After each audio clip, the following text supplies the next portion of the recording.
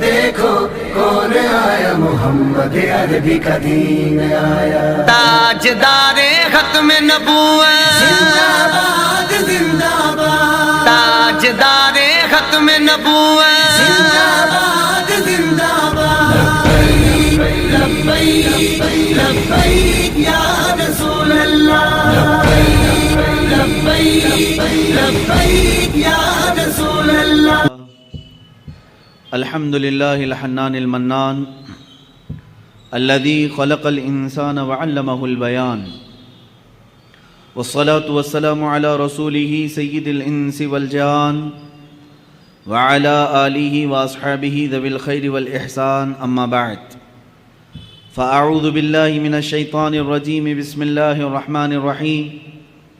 تلك الرسل فضلنا بعضهم على بعض، منهم من كلم الله ورفع بعضهم درجات، إلى آخر هذه الآية۔ صدق الله مولانا العظيم، وبلغنا رسوله النبي الأمين المتين المختار الكريم، ونحن على ذلك لمن الشاهدين والشاكرين، والحمد لله رب العالمين۔ بارگاہ رسالت معاب صلی اللہ تعالی علیہ وسلم میں درود پاک کا ہدیہ پیش کریں۔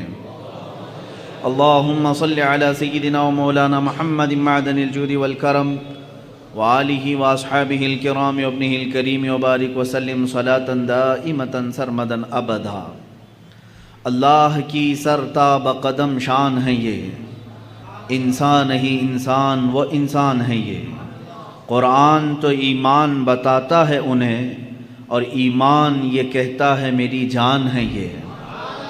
عزیزان گرامی وقار، میلاد مصطفیٰ صلی اللہ تعالیٰ علیہ وسلم کی مناسبت سے جو محافل اور جو مجالس یہاں پر منعقد کی گئی ہیں، آج پہلی محفل پاک ہے۔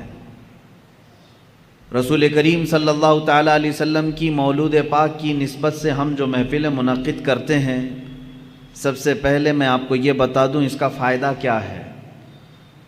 برکات، رحمات یہ سب اترتی ہی ہیں، ثواب اپنی جگہ پر، لیکن ایک بڑا فائدہ یہ ہوتا ہے کہ اگر عشق رسالت معاب صلی اللہ تعالیٰ علیہ وسلم کی شمع مدھم ہونے لگتی ہے تو ان مجالس پاک سے وہ روشنی دوبالا ہو جاتی ہے، حضور کی امت حضور پاک صلی اللہ علیہ وسلم سے قریب ہو جاتی ہے۔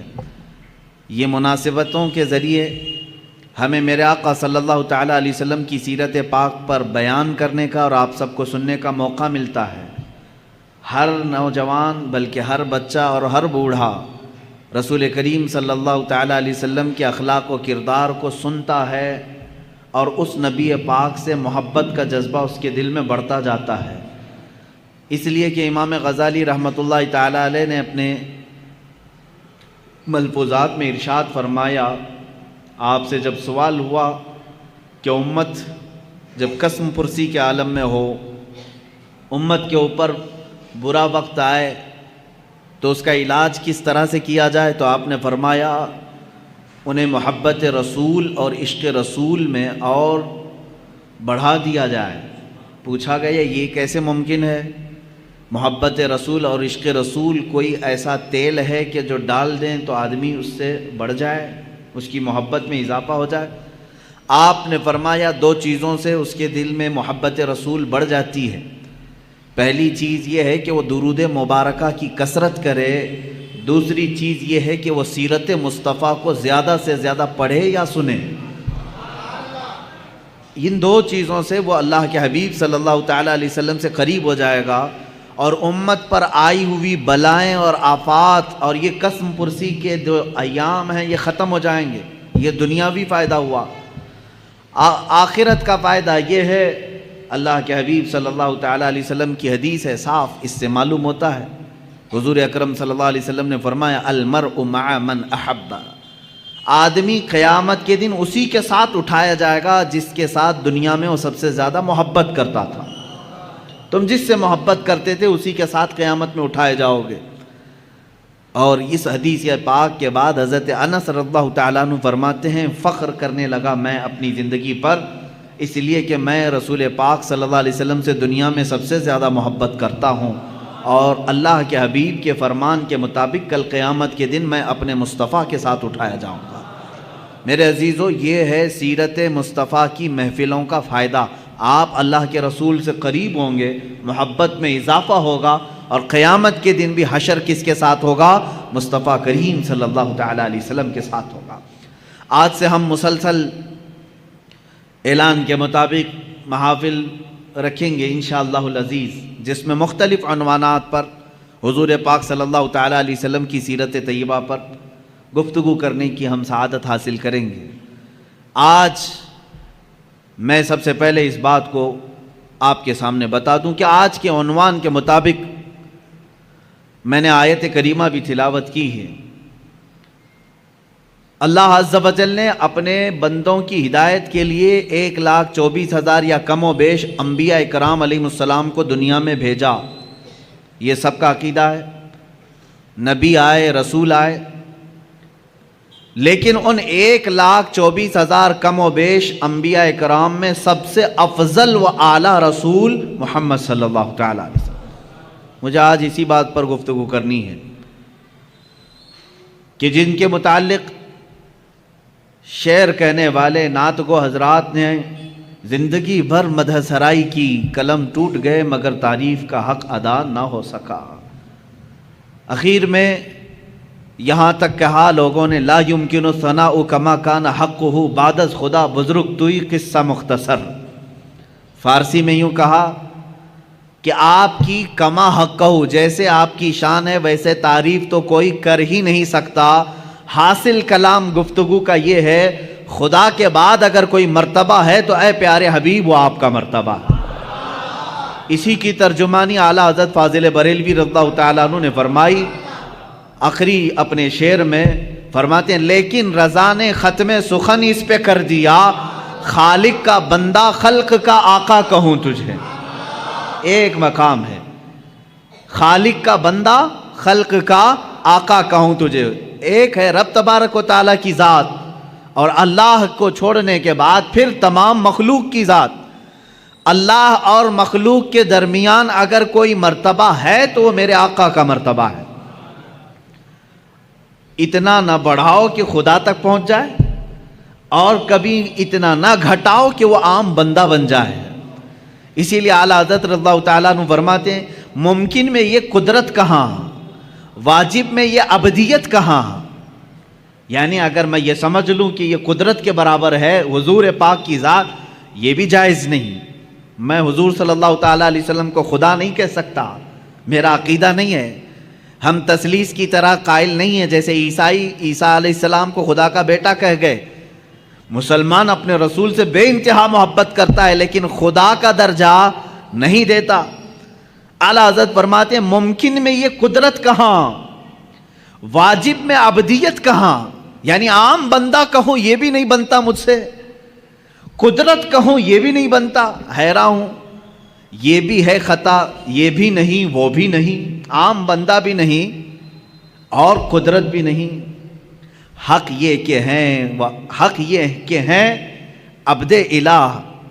اعلیٰ حضرت رضی اللہ تعالیٰ عنہ نے اس کے جواب میں ارشاد فرمایا یعنی یہ قدرت بھی نہیں ہے اور ایک عام عبد بھی نہیں ہے، اب ہے کیا؟ اس کو ایک دوسرے شعر سے میں کہتا ہوں، میں مانتا ہوں اے عقل والو میرا محمد خدا نہیں ہے، میں مانتا ہوں اے عقل والو میرا محمد خدا نہیں ہے، مگر دلوں میں یہ نقش کر لو کہ وہ خدا سے جدا نہیں ہے۔ یہ ہے مقام مصطفیٰ صلی اللہ تعالیٰ علیہ وسلم۔ ہاں ان کی طرح نہ بنو جو کہتے ہیں وہ عام بشر ہیں، اور نہ ان کی طرح بنو کہ حضور کو وہ یہ کہتے ہیں کہ جیسے مدینے میں خدا ہو کر اتر پڑا۔ ہم نہ غلو کرنے والوں میں سے ہیں اور نہ گستاخی کر کے نیچا دکھانے والوں میں سے ہے۔ ہمارا عقیدہ اہل سنت کا یہ ہے، اللہ رب العزت کی ساری مخلوق میں اگر سب سے افضل کوئی انسان ہے وہ محمد رسول اللہ صلی اللہ علیہ وسلم۔ افضلیت مصطفیٰ صلی اللہ تعالیٰ علیہ وسلم پر ایک نہیں دو نہیں بے شمار دلیلیں موجود ہیں، قرآن کی بھی حدیث کی بھی۔ قرآن کہتا ہے تلک الرسل فضلنا بعضهم علی بعض، یہ وہ رسول ہیں جن میں سے ہم نے بعض کو بعض پر فضیلت دی ہے۔ رسولوں میں بعض کو بعض پر فضیلت دی گئی ہے یا نہیں ہے؟ اللہ تعالیٰ نے چند نبیوں کا ذکر اس میں فرما دیا. جیسے اللہ تعالیٰ فرماتا ہے موسیٰ علیہ السلام سے اللہ نے بات فرمایا، ان کو کلام کرنے کا معجزہ دیا. وَكَلَّمَ اللَّهُ مُوسَىٰ تَكْلِيمًا، اللہ نے موسیٰ سے کلام کیا. عیسیٰ علیہ السلام کے متعلق فرمایا وہ روح القدس کے ذریعے سے ان کی مدد کی. عیسیٰ علیہ السلام کو اللہ تعالیٰ نے بعض نبیوں پر مقام بلند فرمایا. ابراہیم علیہ السلام کے متعلق قرآن کہتا ہے وَاتَّخَذَ اللَّهُ إِبْرَاهِيمَ خَلِيلًا، اللہ نے ابراہیم کو خلیل بنایا. خلیل کس کو کہتے ہیں؟ دوست کو. خلیل کس کو کہتے ہیں؟ دوست کو کہتے ہیں. اسی طرح بعض انبیاء کرام علیہ السلام کے متعلق قرآن میں آیا ہے. اور ہم جب انبیاء کے نام لیتے ہیں تو دیکھیں میں آپ کو گناتا ہوں. سیدنا آدم صفی اللہ کہتے ہیں، اللہ کے وہ صفی ہیں. سیدنا نوح نجی اللہ کہتے ہیں، اللہ کے وہ نجی ہیں. حضرت ابراہیم علیہ السلام کے نام کے ساتھ سیدنا ابراہیم خلیل اللہ، سیدنا اسماعیل ذبیح اللہ، سیدنا موسیٰ کلیم اللہ، سیدنا داؤد خلیفۃ اللہ، سیدنا عیسیٰ روح اللہ. اللہ کے یہ کچھ نہ کچھ ہیں. کوئی اللہ کا صفی ہے، کوئی اللہ کا نجی ہے، کوئی اللہ کا خلیل ہے، کوئی اللہ کا ذبیح ہے، کوئی اللہ کا صدیق ہے، کوئی اللہ کا خلیل ہے، کوئی اللہ کا روح ہے. لیکن جب میرے آقا صلی اللہ تعالیٰ علیہ وسلم کے لیے اللہ نے فرمایا تو کیا فرمایا؟ محمد صلی اللہ تعالیٰ علیہ وسلم حبیب اللہ.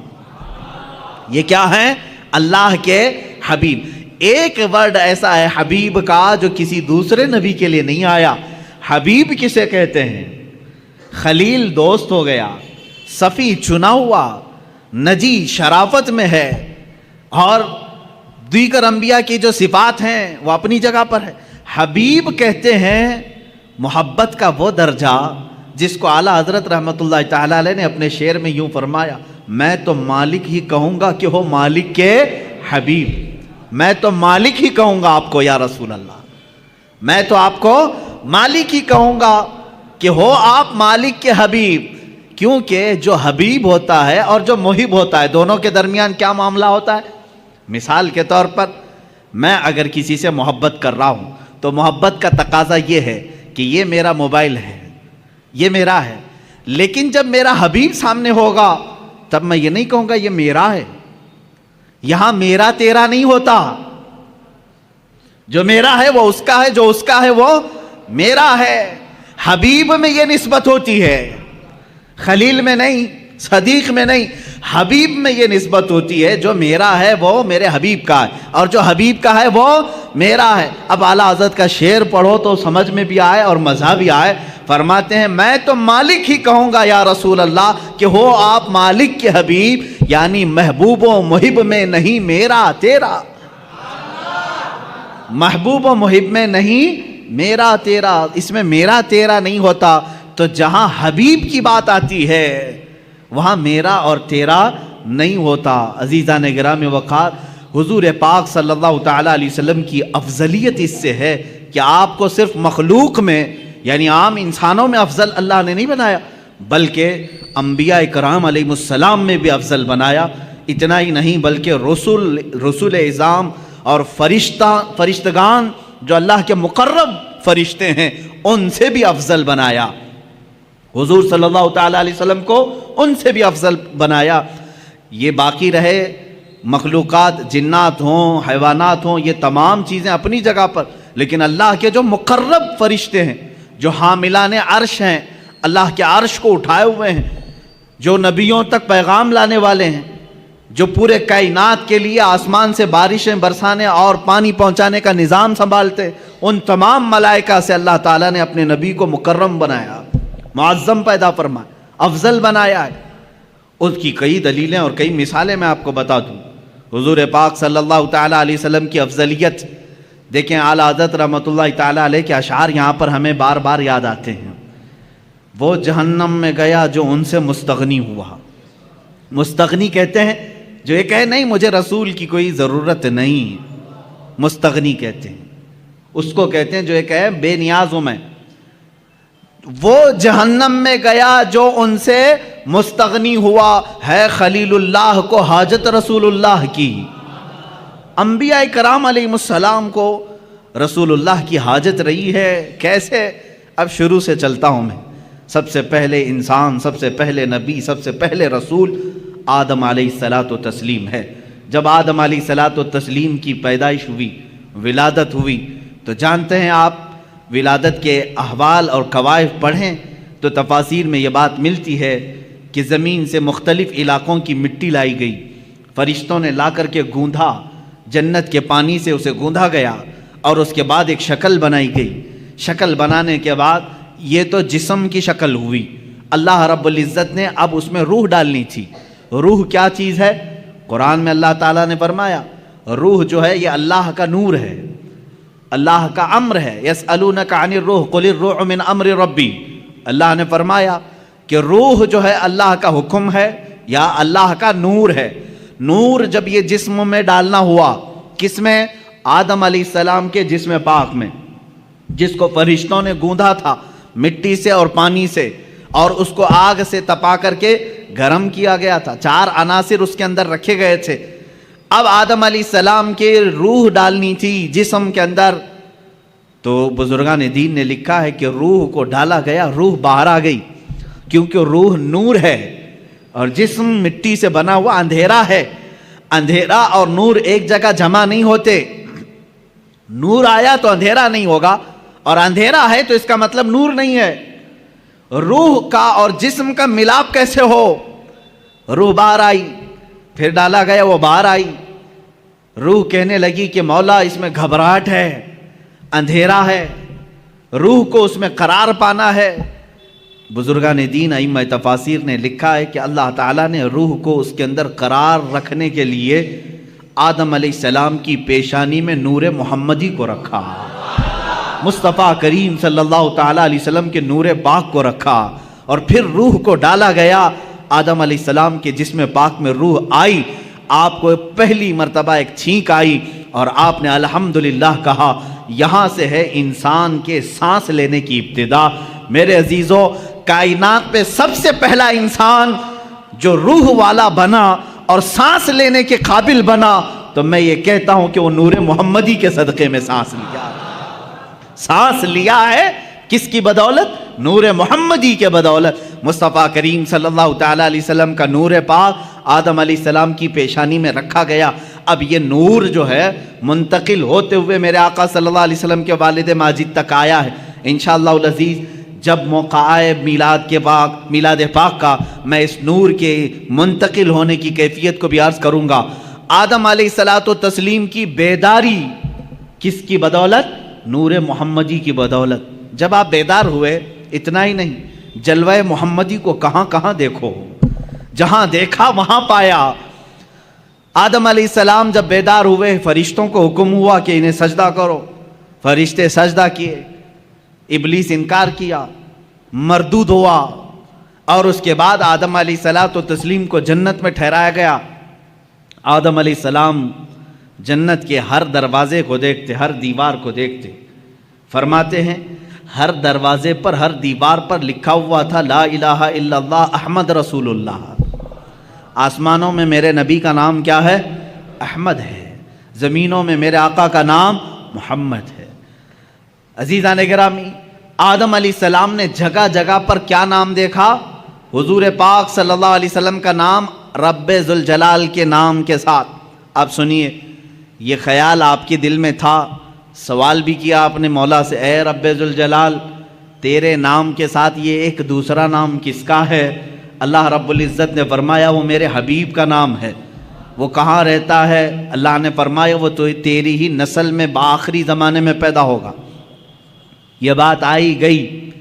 آدم علیہ الصلوۃ والتسلیم کو اللہ تعالیٰ نے جنت میں ٹھہرانے کے بعد حکم فرمایا تھا، آپ کے جسم پاک سے حوا کو پیدا کیا گیا، اور اس کے بعد حکم ہوا کہ تم دونوں جنت میں ٹھہری رہو. لیکن ایک درخت تھا جنت میں جس کے قریب جانے سے اللہ نے منع فرمایا تھا، لا تقربا هذه الشجرہ، اس درخت کے قریب مت جانا. اللہ بہتر جانتا ہے وہ کیا حکمت تھی. اس درخت کے متعلق بڑے الگ الگ اقوال ہیں، وہ کون سا درخت تھا، کس پھل کا درخت تھا، لیکن بس اتنا تھا کہ اللہ نے وہاں جانے سے منع کیا تھا۔ ابلیس جو کہ شیطان ہو چکا تھا، اللہ نے اسے راندہ بارگاہ کر چکا تھا اور مردود بنا دیا تھا۔ ابلیس کا کام یہ تھا کہ وہ چیلنج کر دیا تھا اپنے رب تعالیٰ سے کہ میں اب آدم اور اس کی پوری اولاد کو گمراہ کرتا رہوں گا۔ اللہ تعالیٰ نے فرمایا کہ تجھے قیامت تک کا موقع ہے، جتنے لوگوں کو گمراہ کر سکتا ہے کر۔ ابلیس وہیں سے ابتدا کرتا ہے، آدم علیہ السلام سے ہی وسوسے ڈالنا شروع کیا۔ فوسوس لہما الشیطان، قرآن میں ہے ان دونوں کو وسوسہ ڈالا شیطان نے۔ کس کو؟ آدم علیہ السلام اور حضرت حوا کو، ہماری ماں کو اور ہمارے باپ کو وسوسہ ڈالا، یہ کہہ کر کے کہ تمہیں معلوم ہے اس درخت کے قریب جانے سے کیوں منع کیا ہے تمہیں اللہ نے؟ انہوں نے پوچھا کیوں؟ کہا اگر تم یہ درخت کا پھل کھا لوگے الا ان تکونا ملکین او تکونا من الخالدین، اس نے کہا کہ اگر تم یہ پھل کھا لوگے تو یا تو بڑے معزز فرشتے بن جاؤ گے یا تو ہمیشہ جنت میں ہی رہو گے، اور جو نہیں کھاتا وہ جنت سے نکل جائے گا۔ ان کو ایسا لگا کہ جنت چھوڑنا نہیں چاہیے۔ تو ہو سکتا ہے انبیاء کرام علیہ السلام کی بات ہے، میں بڑے ادب سے یہاں کہوں گا، آدم علیہ السلام اور حضرت بی بی حوا کے درمیان بات چیت ہوئی، آخر کار وہ پھل کھا لیے، قریب بھی گئے، پھل کھا بھی لیے، اور اللہ رب العزت کا عتاب ہوا۔ اللہ نے فرمایا اب اترو، تم زمین پر جاؤ۔ زمین پر اتار دیا گیا، دونوں کو الگ الگ اتارا گیا۔ حضرت آدم علیہ السلام کو اللہ تعالیٰ نے سرندیب پہاڑ پر اتارا، بی بی حوا کو جدہ میں عرب کے علاقے میں اتارا۔ دونوں الگ الگ زندگی گزارتے رہے، لیکن آدم علیہ الصلوۃ والتسلیم کو اس پھل کے کھانے پر افسوس رہا، روتے رہے، توبہ کرتے رہے، بار الہ تو نے منع کیا تھا، میں کھا لیا، تو مجھے معاف کر۔ آدم علیہ السلام سب سے زیادہ رونے والوں میں شمار ہوتے ہیں، اتنا روئے تھے کہ تقریباً 300 سال کا عرصہ گزر گیا تھا۔ آدم علیہ الصلوۃ والتسلیم نے بے انتہا آہو بکا کی اللہ کی بارگاہ میں۔ اب مجھے جو بات عرض کرنی ہے یہ پورے واقعے میں وہ اب حاصل کلام یہ ہے، آدم علیہ الصلوۃ والتسلیم 300 سال روتے رہے، جنت میں رہے، جنت سے اترے، زمین پر آئے، 300 سال رہے، روتے رہے، اللہ کی طرف سے کوئی پیغام نہیں، توبہ قبول ہوئی نہیں ہوئی اس کے متعلق کوئی اشارہ نہیں۔ 300 سال کے بعد خود اللہ قرآن میں فرماتا ہے ہم نے آدم کے دل میں ایک بات ڈال دی۔ وہ بات کیا تھی؟ فَتَلَقَّى آدَمُ مِن رَبِّهِ كَلِمَاتٍ، اللہ نے اپنے آدم علیہ السلام نے اپنے رب سے کچھ کلمات سیکھ لیے۔ وہ کلمات کیا تھے؟ آدم علیہ الصلوۃ والتسلیم 300 سال پہلے کی بات یاد کرنے لگے، جب اللہ نے میرے جسم میں روح ڈالی اور روح سے میں بیدار ہوا، جنت کی ہر کھڑکی ہر دروازے پر میں نے ایک نام دیکھا تھا میرے خدا کے نام کے ساتھ، یہ بات یاد آئی، وہی کلمہ یاد آیا، وہی کلمہ یاد آیا جو جنت کی ہر در و دیوار پر لکھا ہوا تھا۔ تب آپ نے عرض کیا اے مولا، جس کا نام تو نے اپنے نام پاک کے ساتھ لکھا ہے، اگر وہ تیرا محبوب ہے تو اس کی بدولت میری توبہ کو قبول فرما لے۔ اللہ رب العزت نے فوراً جبرائیل امین کو بھیجا اور فرمایا فتاب علیہ، اللہ نے تمہاری توبہ قبول کر لی۔ اللہ توبہ کے قبول ہونے میں اتنی سرعت، اتنی جلدی، اتنی تیزی اگر کسی نام کی وجہ سے ہے تو محمد عربی صلی اللہ علیہ وسلم کی۔ قرآن نے یہی کہا ہے اگر اے مومنو اگر تم اپنی جانوں پر ظلم کر لو، گناہ ہو جائے تو کہاں آؤ؟ قرآن میں ہے مسجد میں آؤ نہیں، کعبے میں آؤ نہیں، اے مومنو تم میرے رسول کے پاس آؤ، جاؤکا، اے رسول یہ تمہارے پاس آ جائیں، اور اگر آپ ان کے لیے سفارش کر دیں تو اللہ ان کی توبہ قبول کرے گا۔ اب اندازہ کریں آدم علیہ الصلوۃ والتسلیم کی توبہ قبول ہوئی، برکت کس کی تھی؟ محمد عربی صلی اللہ علیہ وسلم کی۔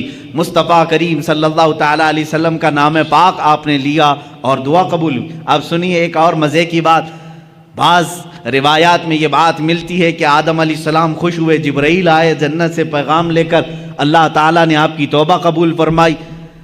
آدم علیہ السلام نے کہا وہ نام اتنی برکت والا، وہ نام اتنی عظمت والا، وہ نام اللہ رب العزت کی بارگاہ میں اتنے مقام و مرتبے والا، اے مولا اس نام پاک کی ذات اور اس کی ہستی کا ایک بار مجھے بھی تو دیدار کرا دے، ایک بار مجھے دیدار کرا دے۔ جو لوگ یہ کہیں کہ حضور پاک صلی اللہ علیہ وسلم کو 40 سال کے بعد نبوت ملی تھی، وہ یہ بات سنیں، ابھی دنیا وجود میں ہی نہیں آئی، کوئی بچے نہیں ہوئے آدم علیہ السلام کے، تب آدم علیہ السلام عرض کر رہے مولا اس شکل محمدی کو میں دیکھنا چاہتا ہوں جس کی بدولت میری دعا قبول ہوئی۔ اللہ تبارک و تعالیٰ نے آدم علیہ السلام سے فرمایا کہ تم اپنے دونوں انگوٹھوں کے ناخنوں میں دیکھو۔ یہ بیان کیا ہے کہ دونوں انگوٹھوں کے ناخنوں میں آپ نے دیکھا حضور پاک صلی اللہ تعالیٰ علیہ وسلم کا نور پاک ان کے انگوٹھوں میں رکھا گیا۔ آدم علیہ السلام نے بڑھ کر کے اس کو چوما اور اپنی آنکھوں سے لگا لیا۔ یہ ہمارا بھی آج طریقہ ہے۔ ظاہر سی بات ہے اصلی اولاد وہی ہے جو اپنے باپ کے طریقے پہ چلتی ہے۔ محمد صلی اللہ تعالیٰ علیہ وسلم، ہم کس کے طریقے پر چل رہے ہیں؟ باپ کے طریقے پر چل رہے ہیں۔ جو باپ کا نہ ہو اسے تکلیف ہو۔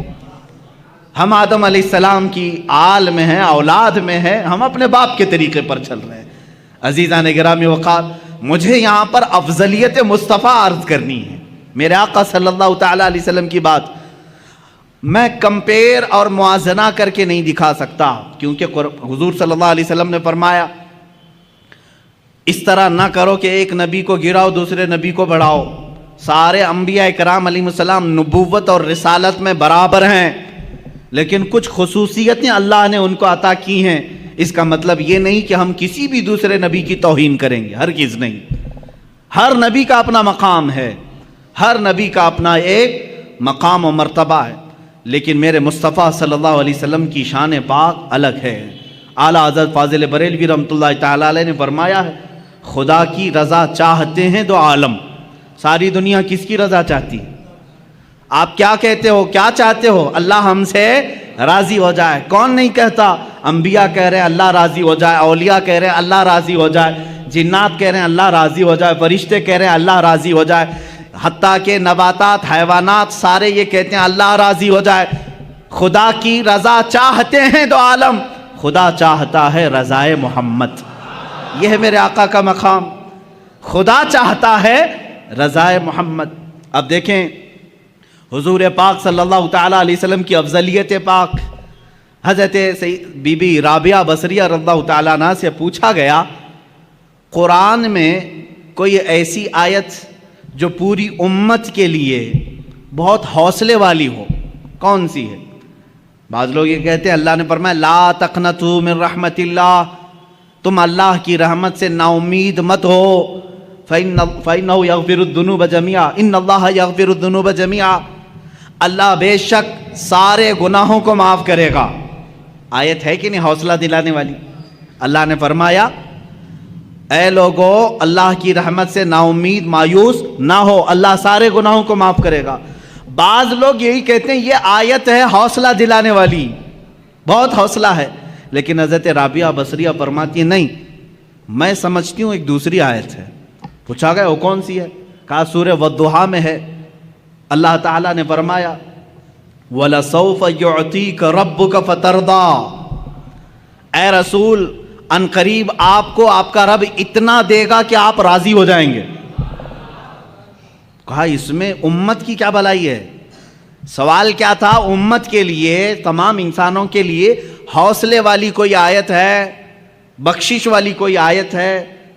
تو وہ بعض علماء نے کہا لا تقنطوا من رحمت اللہ، یہ آیت ہے رحمت کی، اللہ کی رحمت سے مایوس نہ ہو، اللہ سب گناہ معاف کرے گا۔ اس سے تو سمجھ میں آ رہا ہے کہ لوگوں کے گناہ معاف ہوں گے، لیکن رابعہ بصریہ فرما رہی ہیں نہیں، آیت یہ ہے رسول کو اللہ فرما رہا ہے اے رسول آپ کو اللہ اتنا دے دے گا کہ ان قریب آپ کو اتنا دے گا کہ آپ راضی ہو جائیں گے۔ تو اس میں تو رسول کی رضا کی بات ہے، یہاں تمام انسانوں کا کیا بھلا ہے؟ حضرت رابعہ بصریہ فرماتی ہیں اس لیے کہ ہمیں معلوم ہے رسول اس وقت تک راضی نہیں ہوں گے جب تک سب کی بخشش نہ ہو جائے، جب تک سارے ایمان والوں کی بخشش نہ ہو جائے تب تک رسول راضی نہ ہوں گے۔ یہ سب سے بڑی آیت رحمت ہے کہ رسول کی رضا جب تک نہ ہوگی اللہ دیتا رہے گا، دیتا رہے گا۔ عزیزان گرامی، افضلیت مصطفیٰ صلی اللہ تعالیٰ علیہ وسلم، انبیاء کرام کو جو مقامات ملے وہ اپنی جگہ پر ہے، اس لیے کہ شاعر نے کہا ہے کہ حسن یوسف دم عیسیٰ ید بیضاداری، آنچے ہمہ خوباں دارند تو تنہا داری۔ یا رسول اللہ صلی اللہ علیہ وسلم، یوسف کا حسن بھی آپ کے اندر ہے، عیسیٰ علیہ السلام کی قوت و طاقت جو آپ مردوں کو زندہ کرتے تھے، آقا آپ کے اندر وہ بھی جمال ہے۔ حسن یوسف دم عیسیٰ ید بیضا، عیسیٰ علیہ السلام کی قوت اور موسیٰ علیہ السلام کے معجزوں کا کمال بھی آپ کے اندر ہے۔ آنچ ہما خوباں دارند، یہ سارے نبی جتنے معجزے رکھتے تھے، یا رسول اللہ تو تنہا داری، آپ کے اکیلے کے اندر وہ سب موجود ہیں، وہ ساری چیزیں اللہ نے آپ کو انعام میں عطا کی۔ میں تفصیل سے اگر بتاتا چلوں تو سارے معجزات ایک الگ عنوان ہے، انشاءاللہ 12 روز کے اندر معجزات مصطفیٰ بھی میں عرض کروں گا، لیکن اولیاء انبیاء کرام علیہ السلام میں افضلیت جس رسول کو حاصل ہے وہ میرے آقا صلی اللہ علیہ وسلم کی شان۔ دیکھیں اللہ تبارک و تعالیٰ نے حضور اکرم صلی اللہ تعالیٰ علیہ وسلم کو اولین کا بھی سردار بنایا، آخرین کا بھی سردار بنایا۔ خود میرے آقا فرماتے ہیں انا سید الاولین والآخرین، میں اولین کا بھی سردار ہوں، آخرین کا بھی سردار ہوں، اور یہی سرداری ہی تو ہے۔ سب سے بڑی افضلیت کہاں ثابت ہوتی ہے؟ اس وقت جب اللہ رب العزت معراج میں اپنے حبیب کو بلا رہا ہے۔ ایک طرف لن ترانی ہے، ایک طرف لن ترانی، لن ترانی قرآن میں آئی ہوئی آیت میں بتا رہا ہوں۔ موسیٰ علیہ السلام اللہ رب العزت کی بارگاہ میں بار بار یوں عرض کر رہے تھے، ربی ارینی، اے اللہ تو مجھے اپنا جلوہ دکھا دے، اے اللہ تو مجھے اپنا دیدار کرا دے۔ اللہ فرماتا ہے لن ترانی، اے موسیٰ تو ہرگز مجھے نہیں دیکھ سکے گا۔ لن عربی میں تاکید کے لیے آتا ہے، نفی تاکید، کہ تم ہرگز نہیں دیکھ سکو گے۔ کس کو کہا جا رہا ہے؟ موسیٰ علیہ السلام۔ آپ نے بار بار اصرار کیا تو اللہ تعالیٰ نے فرمایا ٹھیک ہے، کوہ طور پر آ جاؤ، کوہ طور پر آ جاؤ، نالین نیچے اتارو۔ موسیٰ علیہ السلام کو کیا کہا جا رہا ہے؟ نالین، چپل اپنے نیچے اتارو، کوہ طور پر آؤ، اور اللہ رب العزت اپنی پوری ذات نہیں، اپنی ایک تجلی کا اظہار تم پر کرے گا۔ اگر دیکھ سکو تو دیکھ لو، اس کے بعد دوسری منزلیں ہوں گی۔ قرآن کی آیت ہے 9ویں پارے کی، اللہ فرماتا ہے فلما تجلی ربہ للجبل جعلہ دکا وخر موسیٰ صعقا۔ اللہ تعالیٰ نے حکم فرمایا موسیٰ سامنے والے پہاڑ کی طرف دیکھتے رہو، اس درخت کی طرف جو پہاڑ کے اوپر ہے۔ اس درخت پر اللہ رب العزت نے اپنے جمال کی، جلال کی تجلیات میں سے سوئی کے ناکے سے بھی کم، سوئی کا ناکہ ہوتا کتنا ہے؟ بہت چھوٹا سا، سوئی کی انی، اس سے بھی کم حصہ اپنی تجلی کا، اپنی نور کا ظاہر فرمایا۔ قرآن کہتا ہے جعلہ دکا، پورا پہاڑ زلزلہ میں تبدیل ہوا، زلزلے میں آ گیا، پورا پہاڑ جل گیا۔ وَخَرَّ مُوسَىٰ صَعِقًا، اور غش کھا کر کے موسیٰ علیہ السلام زمین پر گر گئے، غش کھا گئے، دیکھ نہیں سکے کس چیز کو؟ جو سوئی کے ناکے کے برابر رب ذوالجلال کی تجلی تھی۔ فلما افاق قال سبحانک تبت الیک، جب انہیں ہوش، جب وہ بیدار ہوئے، موسیٰ علیہ السلام نے کہا اے اللہ تیری بلندی ہو، تیری پاکی ہو، میں رجوع کرتا ہوں اپنی اس بات سے جو پہلے کہہ رہا تھا کہ اللہ تو مجھے دکھا دے۔ پھر دوبارہ انہوں نے یہ بات نہیں کہی کہ اے اللہ تو مجھے دکھا دے، اے اللہ تو مجھے اپنا دیدار کرا دے۔ یہ تو موسیٰ علیہ الصلوۃ والتسلیم کی شان ہے، کیونکہ اللہ تعالیٰ نے فرمایا کسی بشر میں یہ طاقت نہیں کہ وہ براہ راست اپنے رب کو دیکھ سکے، کسی بشر کے اندر یہ آنکھیں دی نہیں گئیں کہ وہ براہ راست اپنے پیدا کرنے والے خالق کو دیکھ سکے۔ لیکن یہی معاملہ جب میرے آقا کے ساتھ ہوا، 26 رجب المرجب ہے، اللہ کے حبیب صلی اللہ تعالیٰ علیہ وسلم اپنے دولت قدے پر حضرت ام ہانی کے گھر پر آرام فرما رہے ہیں، جبرائیل امین آئے اور آ کر کے میرے آقا صلی اللہ تعالیٰ علیہ وسلم کو بیدار کر رہے ہیں۔ تو بیداری کا طریقہ بھی بتایا گیا ہے، انہوں نے اپنی پیشانی حضور کے تلووں سے لگائی، ٹھنڈک سے آپ بیدار ہوئے۔ پوچھا جبرائیل اس وقت آنا کس بات کا ہے؟ جبرائیل نے کہا اللہ تعالیٰ آپ کو آسمانوں کی سیر کرانا چاہتا ہے، جنت، دوزخ، عرش، کرسی، لوح و قلم کے دیدار کرانا چاہتا ہے۔ اے رسول گرامی وقار، آج آپ کی معراج کا وقت ہے، آپ کی معراج کی شب ہے، اللہ تعالیٰ آپ کو اپنی زیارت کرانا چاہتا ہے۔ حضرت جبرائیل امین نے جب یہ کہا، حضور اکرم صلی اللہ تعالیٰ علیہ وسلم اٹھے، بیدار ہوئے اور وہاں سے مسجد حرم شریف تشریف لے گئے۔ براق آپ ہی کے لیے بنائی گئی سواری، اس پر اس سے پہلے نہ کوئی سوار ہوا، نہ ان کے بعد کوئی سوار ہوا۔ یہ حضور کی خصوصیات میں سے ہے۔ براق کی تیز رفتاری ایسی تھی جہاں تک ایک نگاہ پہنچتی ہے وہاں اس کا پہلا قدم ہوتا تھا۔ براق کی تیز رفتاری، رسول کریم صلی اللہ تعالیٰ علیہ وسلم اس پر جلوہ فرما ہو کر آسمانوں کے سفر پر گئے۔ لیکن اس سفر میں میرے آقا کی افضلیت تمہیں جگہ جگہ میں بتاؤں۔ اللہ اکبر، حرم پاک سے مسجد اقصی تک کا سفر تو قرآن میں اللہ نے بیان کیا ہے۔ سبحان الذی اسری بعبدہ لیلا من المسجد الحرام الی المسجد الاقصی، پاک ہے وہ ذات جس نے اپنے بندے کو رات کے ایک چھوڑے سے وقت میں مسجد حرم سے مسجد اقصی تک کا سفر کرایا۔ مسجد اقصی کسے کہتے ہیں؟ بیت المقدس جو فلسطین میں ہے، جو ہمارا قبلہ اول ہے۔ پہلے ہم اسی کی طرف منہ کر کے نماز پڑھتے ہیں۔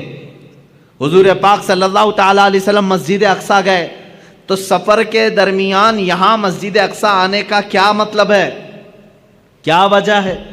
یہاں آئے حضور پاک صلی اللہ تعالیٰ علیہ وسلم تو دیکھا آپ تنہا نہیں تھے۔ آدم علیہ السلام سے لے کر عیسیٰ علیہ السلام تک جتنے نبی دنیا میں آئے سب کے سب وہاں جمع تھے، سب کے سب جمع تھے۔ حضور پاک صلی اللہ علیہ وسلم جیسے ہی تشریف لائے، سبوں نے حضور اکرم صلی اللہ علیہ وسلم کا استقبال کیا۔ اللہ کے حبیب صلی اللہ تعالیٰ علیہ وسلم پیدا ہونے کے اعتبار سے سب سے آخری زمانے میں آئے ہیں، لیکن جب مسجد اقصی میں گزر رہے تھے تو سب سے آگے مصلی پر آپ تشریف فرما تھے۔ سب سے پہلے آپ مصلی پر تشریف لے گئے، آپ نے انبیاء کرام علیہ السلام کی امامت فرمائی۔ اب یہ ایک الگ نماز ہے، جبکہ نماز تو معراج کے بعد ہم کو ملی، وہ نماز انبیاء کی مخصوص نماز تھی، وہ تو صرف میرے آقا کی امامت دکھانی مقصود تھی۔ اس نماز کو نہ میں جمعہ سے تشبیہ دے سکتا ہوں، نہ عید سے تشبیہ دے سکتا ہوں، اس لیے کہ نہ دنیا میں ایسی کوئی نماز ہوئی ہے نہ ہوگی جس کا امام سید الانبیاء اور مقتدی سارے رسول، سارے انبیاء۔ ایسی نماز کہاں؟ وہ خود اپنی اپنی شریعتوں کے مالک، اپنی اپنی امتوں کے آقا، لیکن آج میرے نبی کی اقتداء میں مقتدی بنے ہوئے تھے۔ لیکن اس نماز کا ایک الگ حال ہے۔ حضور نے امامت فرمائی، امام ہی خطبہ دیتا ہے یا نہیں؟ جمعہ میں جو نماز پڑھایا وہی خطبہ دے رہا ہے، عید میں جو نماز پڑھایا وہی خطبہ دے رہا ہے، لیکن اس نماز کا حال ایسا نہیں تھا۔ حضور نے امامت تو فرمائی، خطبہ سب سے پہلے آدم علیہ السلام نے دیا، پھر ابراہیم علیہ السلام نے دیا، پھر اسماعیل علیہ السلام نے دیا، پھر موسیٰ علیہ السلام نے دیا، پھر عیسیٰ علیہ السلام نے دیا۔ کئی انبیاء کرام علیہ السلام خطبہ دے رہے تھے۔ یہ کیا خطبہ تھا؟ ہر نبی آتے تھے محمد عربی صلی اللہ علیہ وسلم کی تعریف بیان کرتے تھے۔ میرے عزیزوں، پھر کہتے ہو مولود کی محفل شرک و بدعت ہے، ان انبیاء کرام کو کیا فتویٰ دو گے جو نبی بازو بیٹھے ہیں اور ان کی تعریف میں وہ مدح سرائی کر رہے ہوں؟ حضور پاک صلی اللہ تعالیٰ علیہ وسلم کی تعریف بیان کرنا، یہی تو مولود کی محفل ہے، یہی تو میلاد کی محفل ہے۔ میلاد کی محفل میں مجھے بتاؤ کیا گانے بجانے ہوتے ہیں، کیا ڈھول باجے ہوتے ہیں؟ یہاں سیرت مصطفیٰ بیان کی جا رہی ہے، یہی تو ہم بیان کر رہے ہیں۔ اللہ کے نبی سب سے اعلیٰ ہیں، سب سے افضل ہیں، سب سے اشرف ہیں، سب سے اکرم ہیں۔ حضور کی تعریف بیان کرنا یہ تو معراج کے سفر میں انبیاء کی بھی سنت ہے۔ مسجد اقصی میں سارے نبیوں نے خطبہ دیا، وہ کتنا وقت لگا ہوگا اللہ ہی بہتر جانے، اللہ ہی بہتر جانے۔ نبیوں کی طاقت و قوت اپنی جگہ پر، اس کو آپ گیس نہیں کر سکو گے۔ اللہ نے نبیوں کو کیا طاقت دی ہے، کون سی قوت ہے؟ یہاں لوگ حضور کی طاقت ناپنے کی کوشش کر رہے ہیں، دوسرے نبیوں کی طاقت ان کا اندازہ نہیں کر سکو گے۔ نماز ادھر پڑھائی، جلسہ ختم ہوا، حضور پاک صلی اللہ علیہ وسلم پھر سفر پر روانہ ہوئے۔ کہاں؟ اب آسمانوں کا سفر تھا، جبکہ فرمایا گیا ہے آسمانوں کا سفر براق پر، اور وہ بھی تیز رفتار براق۔ لیکن حدیث میں یہ ملتا ہے، میرے آقا صلی اللہ تعالیٰ علیہ وسلم پہلے آسمان پر جب پہنچے، دروازہ کھٹکھٹایا گیا، آسمان کا دروازہ ہے، یہ اللہ بہتر جانے۔ فرشتوں نے دروازہ کھولا، اور جیسی پہلے آسمان پر آپ گئے، میرے آقا فرماتے میں نے آدم علیہ السلام سے ملاقات کی۔ کس سے؟ آدم علیہ السلام سے ملاقات کی. آدم علیہ السلام وہاں استقبال کے لیے تھے. ہر آسمان پر اللہ کے نبی صلی اللہ علیہ وسلم نے ایک ایک نبی سے ملاقات کی. حضرت یوسف علیہ السلام سے، حضرت عیسیٰ علیہ السلام سے. ساتویں آسمان پر حضرت ابراہیم علیہ السلام تھے. یہ ہر آسمان پر ایک ایک نبی سے ملاقات کی اور ان نبیوں نے وہاں میرے آقا کا استقبال کیا. کہیں دہن کے گھوڑے دوڑاؤ تو ادھر کے ادھر ہو جاؤ گے، خیالات اور اپنے عقل کو دوڑاؤ گے تو ادھر کے ادھر ہو جاؤ گے. مولانا ابھی تو آپ کہہ رہے تھے رسول سارے نبیوں کی امامت کر رہے تھے، اور ابھی آپ کہہ رہے ہیں کہ وہ آسمانوں پر مل رہے تھے. بات تو ہے نا؟ ہاں تو مجھے تو ظاہر واضح کرنا ہی پڑے گا. ہاں یقیناً مسجد اقصی میں امامت میرے آقا کر رہے تھے، نبی اقتدا کر رہے تھے، اور آسمانوں میں بھی انبیاء پہنچے تھے. حضور پاک صلی اللہ تعالی. اب یہاں کہیں ایسی تو بات نہیں کہ حضور کی رفتار دھیمی ہے اور دوسرے نبیوں کی رفتار اور تیز ہے، وہ پہلے پہنچے ہوئے ہیں حضور سے. یہ خیال آئے گا، کوئی یہ سوال کرے گا دوسرے رسول تو میرے نبی سے پہلے پہنچ گئے تھے آسمانوں پر، حضور تو بعد میں آئے. میرے عزیز، یہ سفر کو تمہیں سمجھنا ہوگا. یہ سفر عام سفر نہیں ہے، عام سفر نہیں ہے. یہ سفر ایسا ہی ہے جیسا کوئی دولہا اپنے گھر سے نکلتا ہے. دولہا جب اپنے گھر سے نکلتا ہے، کیونکہ ہم نے شروع سے دیکھا ہے اس سفر کو. دیکھتے ہیں آپ، جیسے ہی آپ دولہا بنے، ہمارے ہاں گھوڑوں اور گھوڑیوں کا رواج تو ہے نہیں. یو پی وغیرہ میں آپ جائیں گے تو آج بھی دولہے گھوڑی پر بیٹھتے ہیں سنور کر کے. ہاں آپ وہ گھوڑی پر بیٹھتے ہیں اور آپ یہاں گاڑی پر بیٹھتے ہیں. بات ایک ہی ہے. جیسے ہی دولہا سج کر سنور کر تیار ہو کر گھر سے نکلتا ہے، ماں باپ ہوتے ہیں، رشتہ دار ہوتے ہیں، کھڑے رہتے ہیں، بھائی بہن. گھر سے جب دولہا رخصت ہو رہا ہوتا ہے، گاڑی میں بٹھانے سے پہلے اس کا صدقہ اتارا جاتا ہے. اور جب دولہا بہت خوبصورت لگتا ہے، ماں کہتی ہے سبحان اللہ، باپ کہتا ہے سبحان اللہ، بھائی کہتے ہیں سبحان اللہ. کہنا بھی چاہیے، اللہ اس کو نظر سے محفوظ رکھے. دولہے کو دیکھ کر کہتے ہیں سبحان اللہ، بہت اچھا لگ رہا ہے، ماشاء اللہ بہت اچھا لگ رہا ہے. کہتے ہیں نہیں؟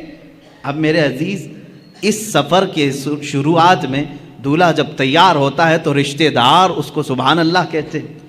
لیکن جب میرے آقا صلی اللہ تعالیٰ علیہ وسلم اپنے گھر سے اٹھائے گئے اور مسجد حرم میں آپ کا سینہ پاک دھویا گیا اور آپ کو سواری پر بٹھایا گیا. اب یہاں نہ کوئی رشتہ دار ہے. میرے آقا صلی اللہ علیہ وسلم تو یتیم تھے، والد بھی نہیں اور والدہ بھی نہیں تھی، اور آپ کے بھائی نہیں تھے، بہنیں نہیں تھیں. اب یہاں اس دولہے کو کون کہے؟ سواری پر بیٹھا ہے. تب ہم نے قرآن کے 15ویں پارے کو پڑھا. اللہ فرما رہا ہے سبحان الذی اسریٰ بعبدہ. یہ پارہ ہی یہاں سے شروع ہوتا ہے. کوئی اور نہیں کہے گا محبوب، تمہارا خدا کہے گا سبحان اللہ. پاک ہے وہ ذات جس نے تمہیں سوار کرایا ہے. یہ اور شان ہے میرے مصطفیٰ کی. ہم گاڑی پر گھوڑے پر بیٹھیں، رشتہ دار سبحان اللہ کہیں. میرا نبی اگر سواری پر بیٹھے تو اللہ سبحان کہے، ان کا خالق خود کہے سبحان الذی. یہ سفر جو ہے باراتی اور دولہوں کا ہے. کبھی آپ نہیں دیکھتے کہ یہاں پر بھائی بہن سب تو دیکھ رہے تھے گاڑی پر بیٹھنے کے بعد، لیکن جب دولہا حال میں پہنچا ہے تو وہاں دیکھا یہی بھائی یہی بہنیں سب پہلے سے پہنچے ہوئے ہیں. کیوں؟ اس لیے کہ دولہے کا استقبال کرنا ہے. یہ سفر دولہے کا استقبالی سفر ہے. یہی میرے عزیزو، جب میرے آقا معراج کے سفر میں تھے، یہاں امامت تو کی مسجد اقصی میں، خطبے تو سب کے سنے، لیکن جب آسمانوں پر پہنچنا تھا تو حضور کا جو گھوڑا تھا، براق ہے، وہ دھیمی رفتار سے چل رہا تھا جیسے دولہے کی سواری چلتی ہے. اور انبیاء پہلے سے پہنچے ہوئے تھے، اس لیے نہیں کہ وہ نبی سے زیادہ رفتار رکھتے ہیں، اس لیے پہنچے تھے کہ دولہے کا انہیں استقبال کرنا تھا. یہ سفر کی حکمت ہے. میرے آقا صلی اللہ تعالیٰ علیہ وسلم کی یہ شان، آپ کی افضلیت ہر نبی نے تسلیم کی. قرآن نے خود ان نبیوں سے وعدہ لیا ہے. عزیزان گرامی وقار، اسی سفر میں آپ کو یہ بھی بتا دوں، اللہ کے حبیب صلی اللہ تعالیٰ علیہ وسلم آسمانوں کا سفر کیے، جنت آپ کو دکھائی گئی، دوزخ کے نظارے کروائے گئے، اور اس کے بعد ایک مقام ایسا آیا سدرہ کے بعد جبرائیل امین نے کہا اب جائیں، آپ کا سفر ہے. جہاں سے جبرائیل کا بھی سفر نہیں تھا. رسول کریم صلی اللہ علیہ وسلم وہ پہلے شخص ہیں جنہوں نے سدرہ کے آگے کا سفر کیا. حضور پاک صلی اللہ تعالیٰ علیہ وسلم جس جگہ گئے اس کو کہتے ہیں لامکاں. لامکاں کا مطلب ہے جس جگہ کا کوئی نام ہی نہیں، تم نام نہیں رکھ سکتے اس کا. جنت کا ایک نام ہے، دوزخ کا ایک نام ہے، عرش کا ایک نام ہے، کرسی ایک نام ہے. حضور نے اس جگہ کا سفر کیا جس کو لامکاں کہتے ہیں، اس کا نام ہی نہیں. اب ہم نام نہیں رکھ سکتے اس جگہ کا. وہ کہاں ہے یہ وہی جانے جو سفر کیا ہو یا جس نے سفر کرایا ہو. اللہ رب العزت نے اپنے قرب کی منزلوں سے آپ کو ہمکنار فرمایا، یہاں تک کہ میرے آقا صلی اللہ تعالیٰ علیہ وسلم معراج کی شب ارشاد فرماتے ہیں میں نے اپنے ماتھے کی آنکھوں سے اپنے رب کی تجلیات کو دیکھا. اللہ رب العزت کی ذات کو دیکھا. کیسے دیکھا؟ دور سے دیکھا. بلکہ قرآن کہتا ہے فَكَانَ قَابَ قَوْسَيْنِ أَوْ أَدْنَىٰ. یہ سورہ نجم کی آیتیں. کان قاب قوسین او ادنا. قوسین کہتے ہیں تیر، معلوم ہے بان اور تیر جو یہاں پر ہوتی ہے. فرمایا قرآن نے دو کمان کے اندر تیر رکھ کر کے مارتے ہیں نا، دو کمانوں سے کم کا فاصلہ تھا، اتنے قریب میرا حبیب آیا. اور کیسے دیکھا؟ موسیٰ علیہ السلام نے کوہ طور پر جو دیکھا وہ بہت چھوٹی سی تجلی تھی. اور کیسے؟ ابھی پورا دیکھ ہی نہیں پائے تھے، پلک جھپک رہے تھے، تبھی غش کھا کر گرے. اور اللہ کے حبیب صلی اللہ علیہ وسلم کیسے دیکھے؟ نبی سے نہیں، قرآن سے ہی پوچھیں. سورہ نجم میں اللہ فرماتا ہے ما زاغ البصر وما طغى. ایسا دیکھا حبیب نے کہ نہ کبھی آنکھ جھپکی نہ پلٹی، اپنے رب کو دیکھتے رہے. لقد رأى من آیات ربہ الکبریٰ. اپنے رب کی نشانیوں کو دیکھتے رہے جیسے پوری آنکھیں کھلی رکھ کر کے کوئی دیکھتا ہے. کون یہ؟ کس نے دیکھا؟ یہ موسیٰ سے پوچھے کوئی. کس نے دیکھا؟ یہ موسیٰ سے پوچھے کوئی. آنکھ والوں کی ہمت پہ لاکھوں سلام. اسی لیے میرے اعلیٰ حضرت نے فرمایا ہے اب رسول پاک صلی اللہ تعالیٰ علیہ وسلم نے ذات خداوندی کو اپنے ماتھے کی آنکھوں سے دیکھا تھا. اب یہاں موسیٰ علیہ السلام کے دربار میں میں پھر آتا ہوں. موسیٰ علیہ السلام نے بہت چھوٹی تجلی دیکھی، لیکن کمال اتنی تجلی دیکھنے کے بعد بھی یہ کمال تھا کہ روایات یہ بتاتی ہیں موسیٰ علیہ السلام کی اب آنکھ میں آنکھ ڈال کر کے کوئی دیکھ نہیں سکتا تھا. اتنا جلال تھا، اتنا جلال تھا. اور موسیٰ علیہ السلام فرماتے ہیں رات کے اندھیرے میں 3 میل دور، 3 میل کا مطلب وہ 4.5 کلومیٹر، 4.5 کلومیٹر دور تک اگر کسی پتھر پر کوئی کالی چیونٹی چل رہی ہو، موسیٰ علیہ السلام فرماتے ہیں میں اس کو آرام سے دیکھ سکتا ہوں. 3 میل دور رات کے اندھیرے میں کالی چونٹی کسی کالے پتھر پر رینگ رہی ہو، موسیٰ علیہ السلام فرماتے ہیں میری آنکھیں اسے آرام سے دیکھ سکتی ہیں. یہ جلوہ تھا اس ہلکی سی تجلی کو دیکھنے کا، اس ہلکی سی تجلی کو دیکھنے کا. اور جس نے سراپا خدا کی ذات کو دیکھا اس کی آنکھوں کے نور کا حال کیا ہوگا. اسی لیے میرے اعلیٰ حضرت نے فرمایا اور کوئی غیب کیا تم سے نہاں ہو بھلا، جب نہ خدا ہی چھپا تم پہ کروڑوں درود. اعلیٰ حضرت رحمۃ اللہ تعالیٰ علیہ نے فرمایا ہے یا رسول اللہ دل فرش پر ہے تیری نظر، سر عرش پر ہے تیری گزر، دل فرش پر ہے تیری نظر، ملکوت و ملک میں نہیں کوئی شے وہ جو تجھ پہ آیا نہیں. کون سی ایسی چیز ہے جو رسول پاک سے چھپی ہوئی ہے؟ موسیٰ علیہ السلام جب رات کے اندھیرے میں 3 میل دور دیکھ سکتے ہیں تو اے سنیوں کیا ہمارا یہ عقیدہ نہیں ہو سکتا 4000 کلومیٹر دور مدینہ طیبہ سے ہمارا آقا ہم غلاموں کو دیکھ رہا ہے، محفل پاک کو ہماری وہ ملاحظہ فرما رہے ہیں.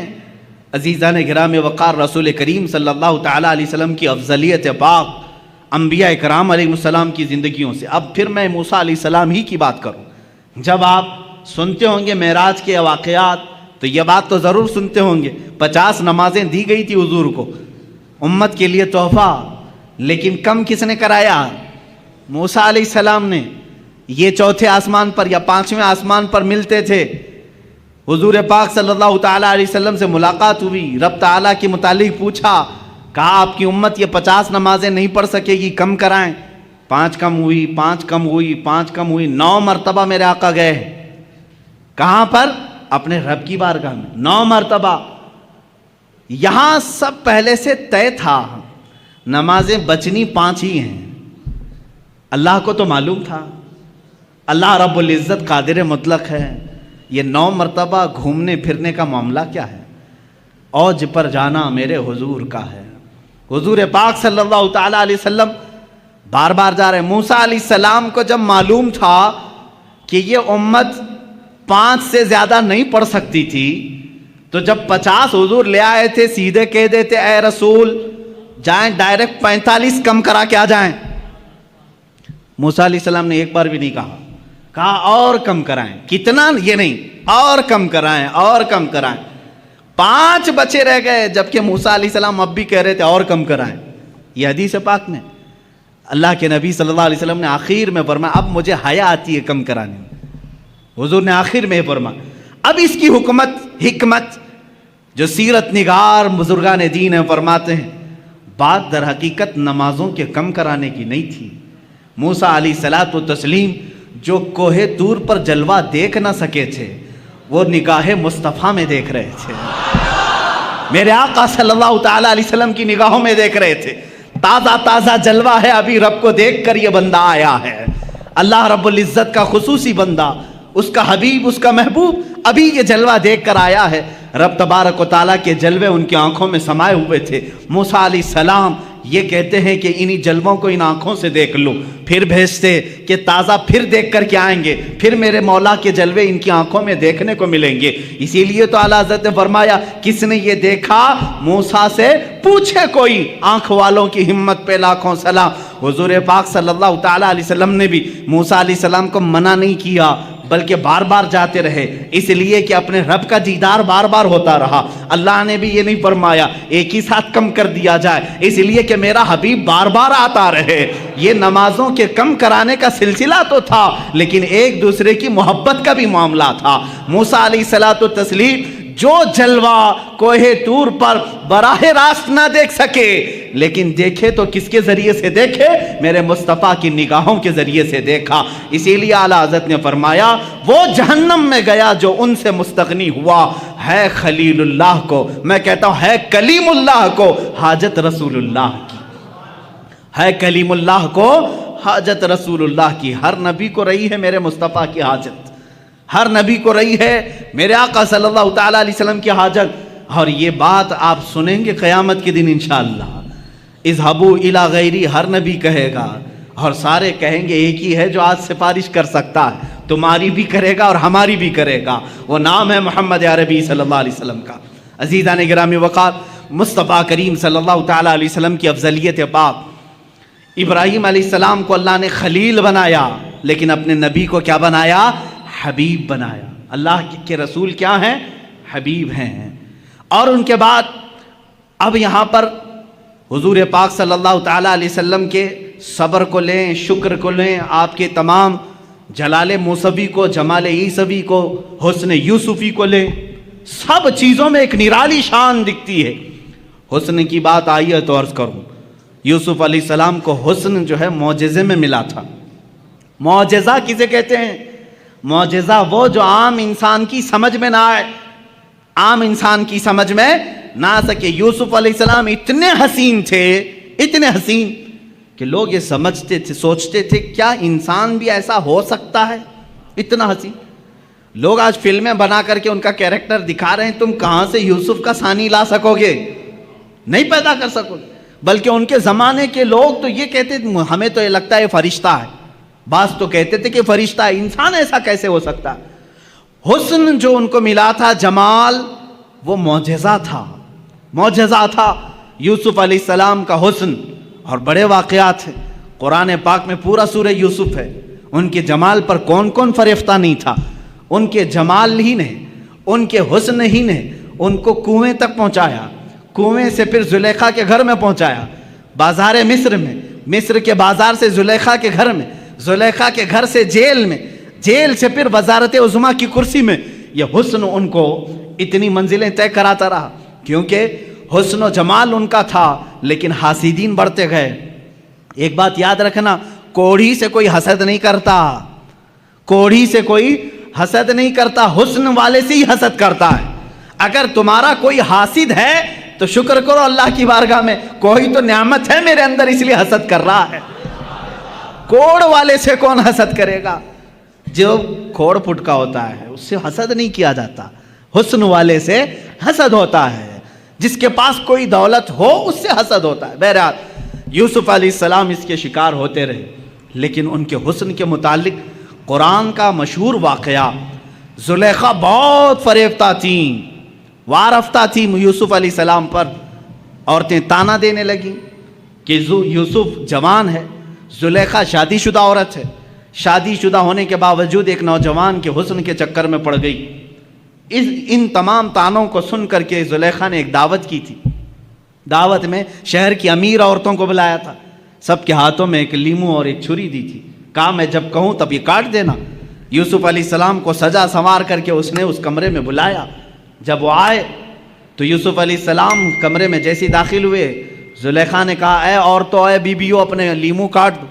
عورتیں وہ حسن یوسف کو پہلی بار دیکھ رہی تھی اور یوسف علیہ السلام کا جمال دیکھنے میں ایسے ماہ ہو گئیں، غرق ہو گئیں، ڈوب گئیں کہ لیمو چھوٹ گیا، انگلیاں کٹ گئیں،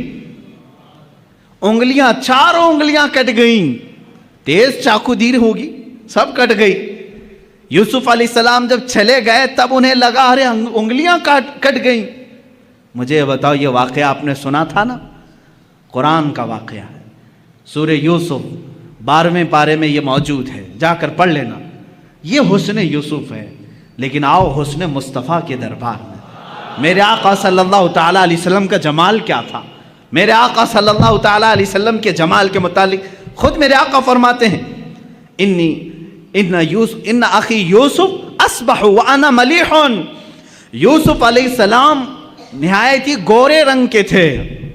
میرے آقا کی زبان سے پہلے سنتے ہیں نا حضور کا حسن کیسا ہے۔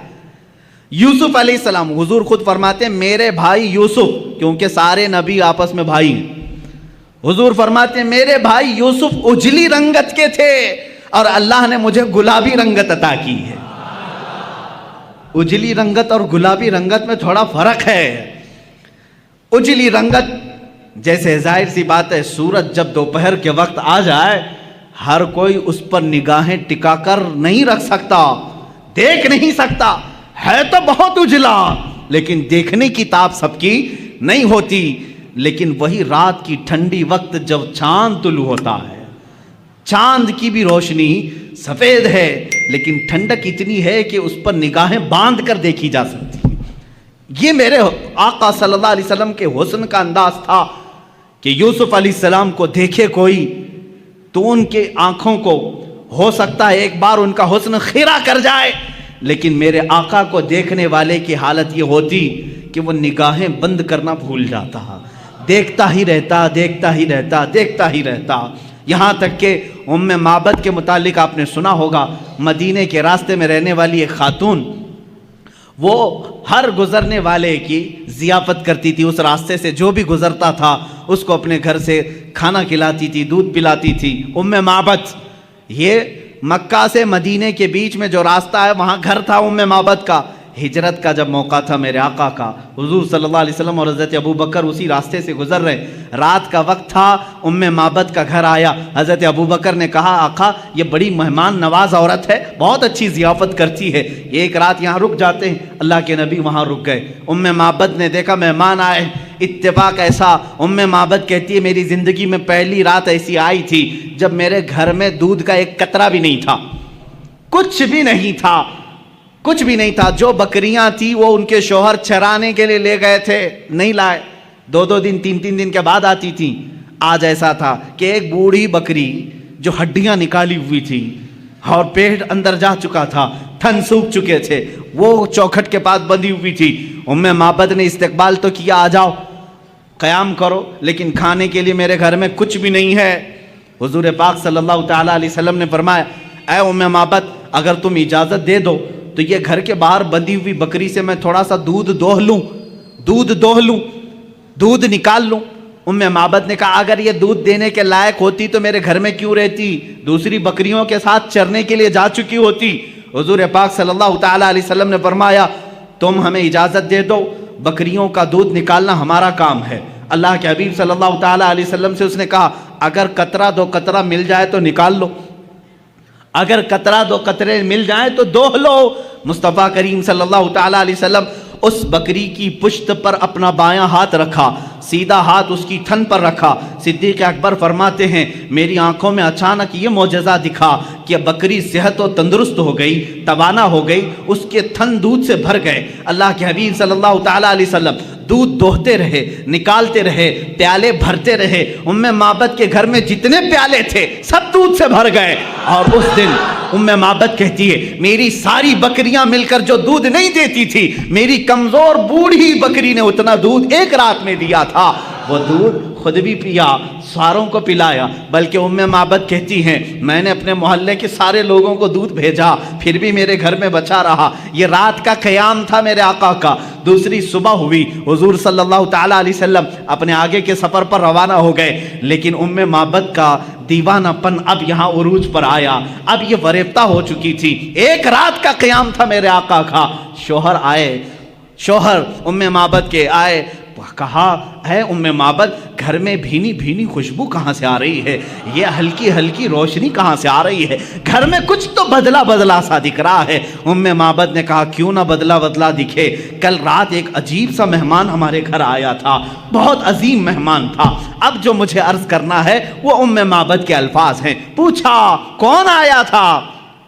اتفاق کی بات ہے ام معبد نے حضور کا نام ہی نہیں پوچھا تھا، کون ہیں آپ یہ پوچھا ہی نہیں تھا۔ وہ سب سے پوچھتی تھی لیکن حضور سے پوچھا ہی نہیں تھا، کیونکہ وہ اس وقت بڑی شرمندہ تھی کہ گھر میں کچھ نہیں ہے۔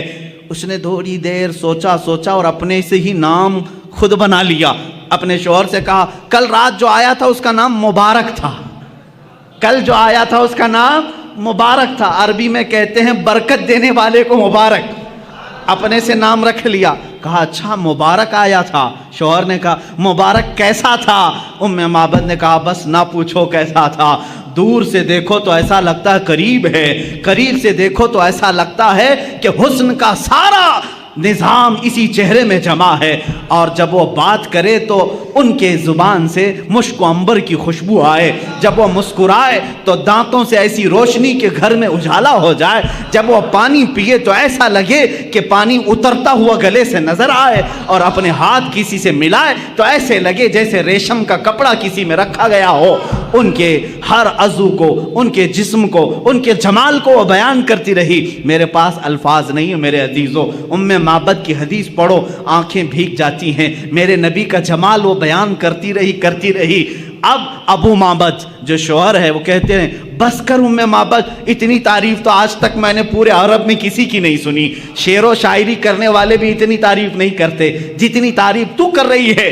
اب ام معبد سے کہا اب میری زندگی کا ایک ہی مقصد ہے کہ اس مبارک سے ایک بار ضرور ملوں گا، اس مبارک سے ایک بار ضرور ملوں گا۔ کہا اس مبارک کا نہ میں نے پتہ پوچھا نہ ایڈریس پوچھا، وہ کہاں سے آیا تھا کہاں گیا یہ بھی مجھے نہیں معلوم۔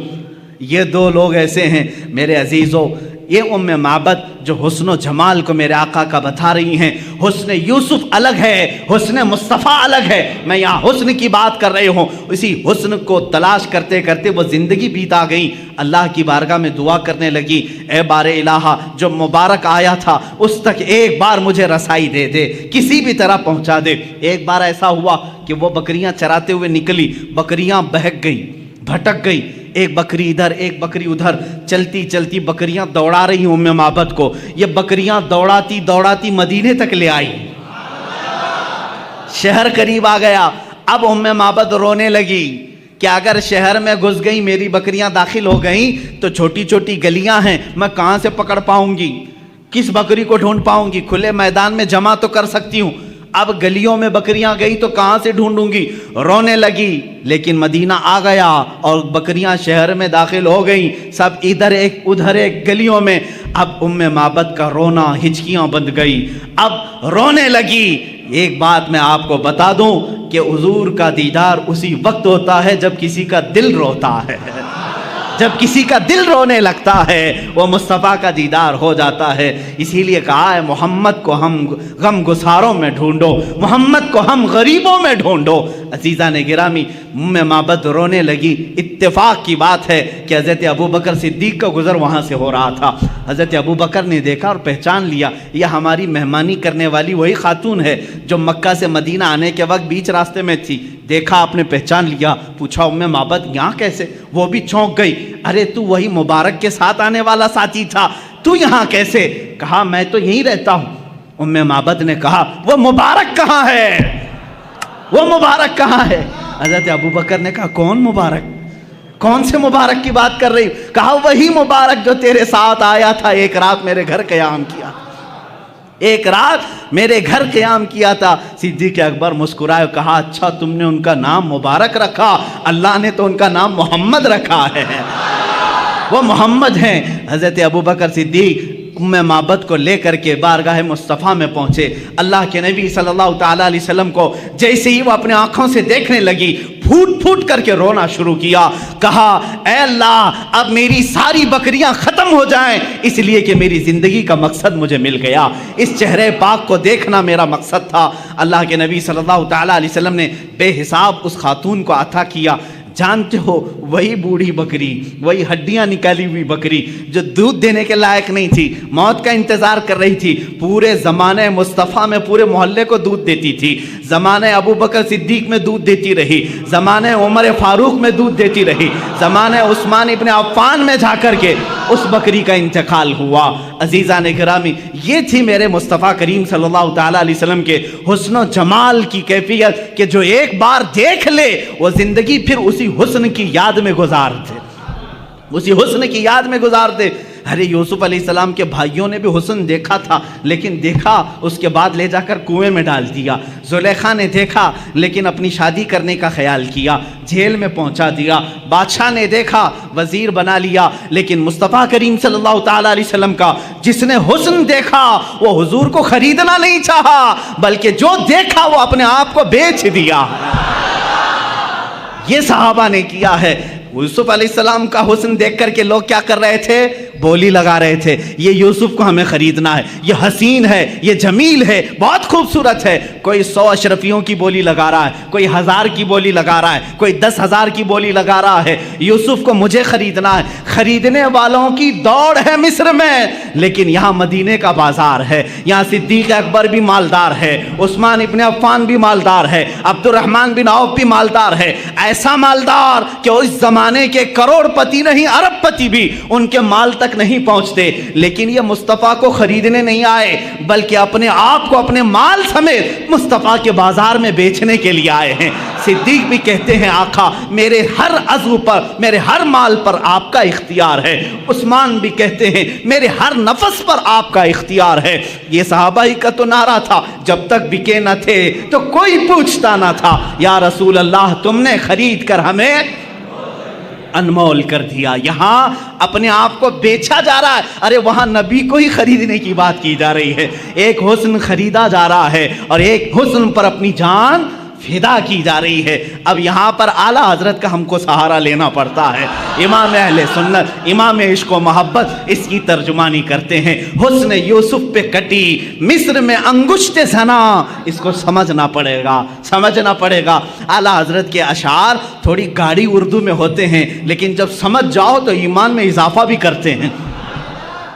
حسن یوسف پہ کٹی مصر میں انگشت زنا, سر کٹاتے ہیں تیرے نام پہ مردان عرب. یا رسول اللہ, اب یہاں پر میں بتاتا ہوں یوسف علیہ السلام کا حسن ہے, یوسف علیہ السلام کا حسن ہے. نمبر 1 حسن یوسف, اس پر کیا ہوا؟ کٹ گئی. عورتوں نے جان بوجھ کر کے کاٹا, کیا جان بوجھ کر کاٹا؟ واقعہ میں نے سنایا.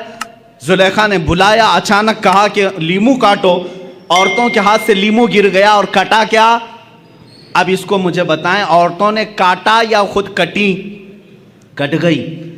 ارے میاں جان بوجھ کر کے کاٹنا الگ بات ہوتی ہے, اس کے لیے ہمت کی بات ہے, جگرے کی ضرورت ہوتی ہے.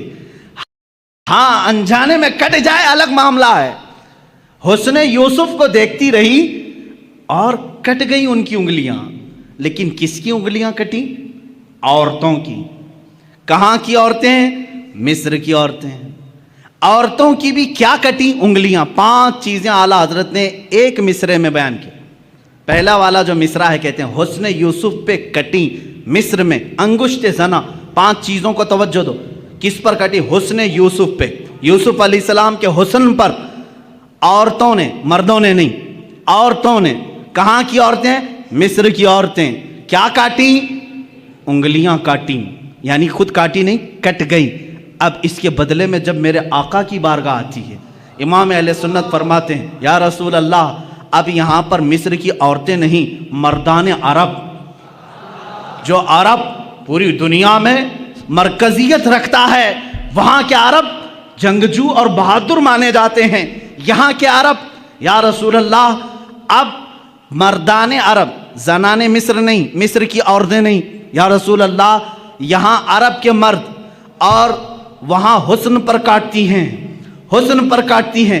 آقا یہاں تو صرف نام پر کاٹتی ہیں، یہاں صرف نام پر کاٹتے ہیں، عورتیں نہیں مرد۔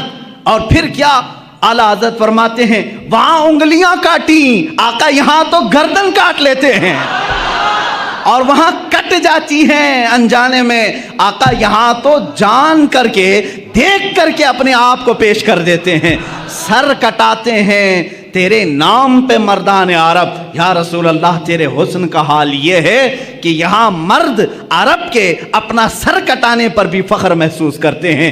حق تو یہ ہے کہ پھر وہ کہتے ہیں جان دی ہوئی اسی کی تھی، حق تو یہ ہے کہ حق ادا نہ ہوا۔ یہ صحابہ وہی ہیں جو سولی پر چڑھائے جاتے تھے، ان کی انگلیاں کاٹی جا رہی، ہونٹ کاٹے جا رہے ہیں، آنکھوں میں سلائیاں پھیری جا رہی ہیں، کان کاٹے جا رہے ہیں اور ہاتھوں پیروں کا مسلح کیا جا رہا ہے، تب بھی وہ صحابہ کیا کہتے ہیں؟ رسول پاک سامنے نہیں ہیں، حسن کو دکھایا نہیں جا رہا ہے کہ دیکھیں تو انگلیاں کٹ جائیں پتہ نہ چلے، ہونٹ کٹ جائے پتہ نہ چلے، آنکھوں میں سلائیاں پھر جائیں پتہ نہ چلے۔ نہیں، میرے آقا مدینے میں ہیں، صحابی رسول باندھے گئے مکہ میں، صرف نام مصطفیٰ پر سولی پر چڑھ گئے، ہونٹ کٹ گئے، آنکھوں میں سلائیاں پھر گئی، انگلیاں کٹ گئیں، ناخن پکڑ سے کھینچے گئے، پھر بھی یہ کہتے ہیں مکہ والوں نے کہا اے خبیب اے خباب کیا اچھا ہوتا تمہاری جگہ تمہارا رسول ہوتا۔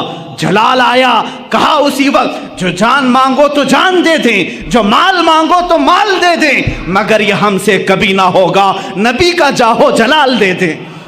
یہ صحابہ کا نعرہ تھا۔ کہتے ہیں تم کہتے ہو میری جگہ نبی ہوتے تو اچھا ہوتا، سن اے نادان، میں رسول پاک میں اپنے جسم کے ٹکڑے ٹکڑے ہو جائیں گوارا کروں گا، لیکن میرے مصطفیٰ کے تلوے ناز پر کانٹا بھی چھپے میں گوارا نہیں کرتا۔ یہ حسن مصطفیٰ کی بات ہے۔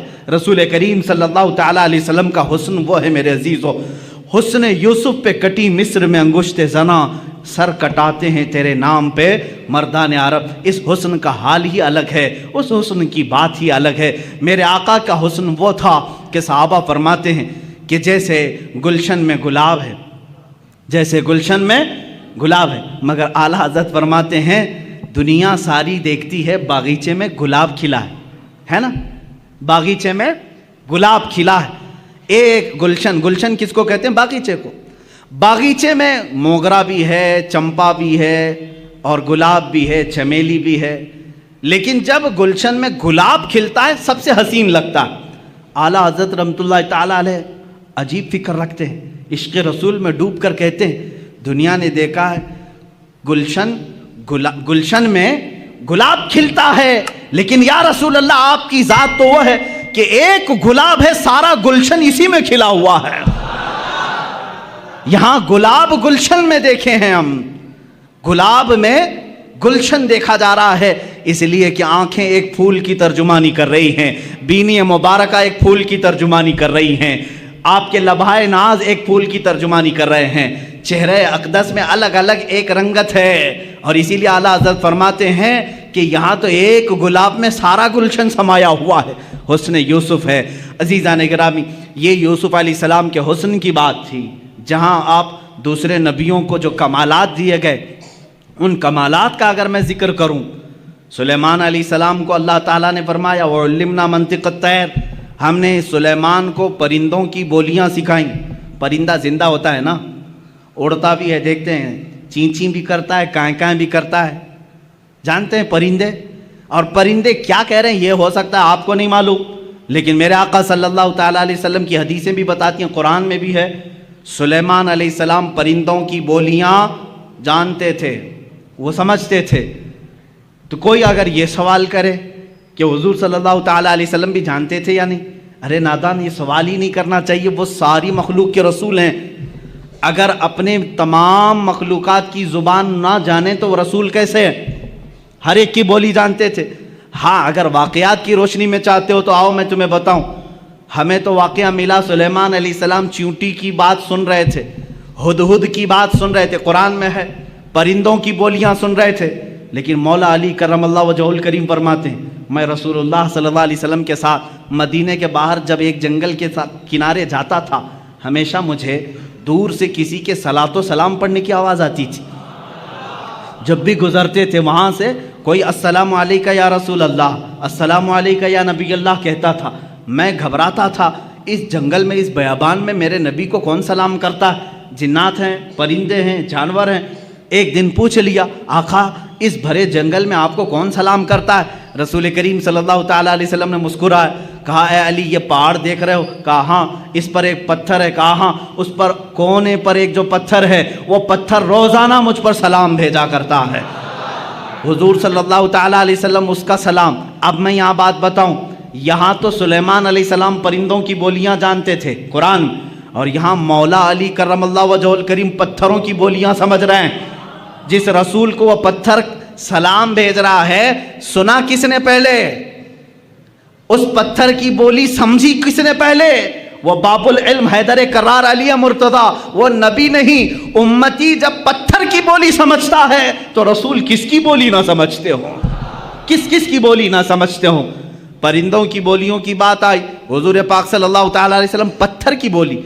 ایک بات یہ بھی سمجھ لیں آپ، پتھر تو کبھی ہم نے اڑتے ہوئے بھی نہیں دیکھا، آواز کرتے ہوئے بھی نہیں دیکھا، لیکن نبی سلام کرتے ہوئے سن رہے ہیں۔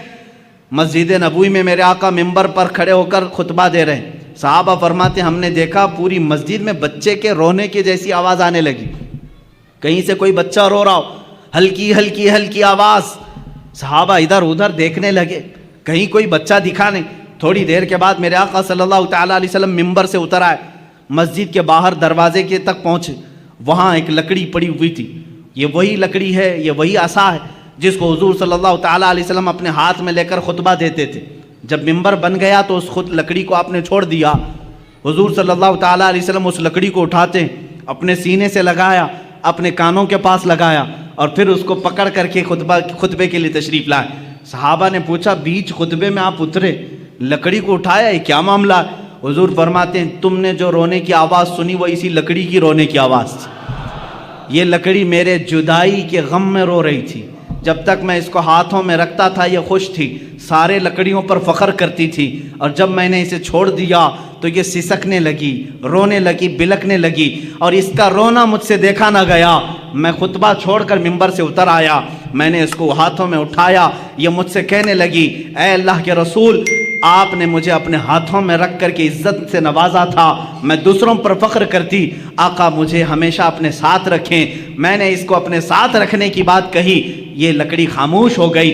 عزیزان گرامی، یہ وہ رسول ہیں جو بے جان لکڑی کے رونے پر بھی ممبر سے خطبے سے چھوڑ کر نیچے اتر آتے ہیں، یہ خطبے سے لکڑی کی آواز سن سکتے ہیں۔ پھر وہ کیسا امتی ہے جو یہ کہتا ہے رسول امتی کی آواز نہیں سن سکتے، تو بہرا ہے، تو گونگا ہے، تیرا عقیدہ خراب ہے۔ ہمارا عقیدہ تو یہ ہے رسول اگر لکڑی کے رونے کو گوارا نہیں کر سکتے، میرا عقیدہ یہ کہتا ہے امتی روئے گا، میرا نبی فریاد رسی کے لیے پہنچے گا، دستگیری کے لیے آئے گا۔ یہاں تمہیں رہنمائی حاصل کرنے کے لیے پھر بریلی کے تاجدار کے پاس پہنچنا ہوگا۔ وہ کہتا ہے عاشق رسول ہم یہاں سے پکارے وہ وہاں سے سنے، مصطفیٰ کی سماعت پہ لاکھوں سلام، دور و نزدیک کے سننے والے وہ کان لالے کرامت پہ لاکھوں سلام۔ عزیزان گرامی وقار، یہ بولیاں سمجھنے کی بات تھی۔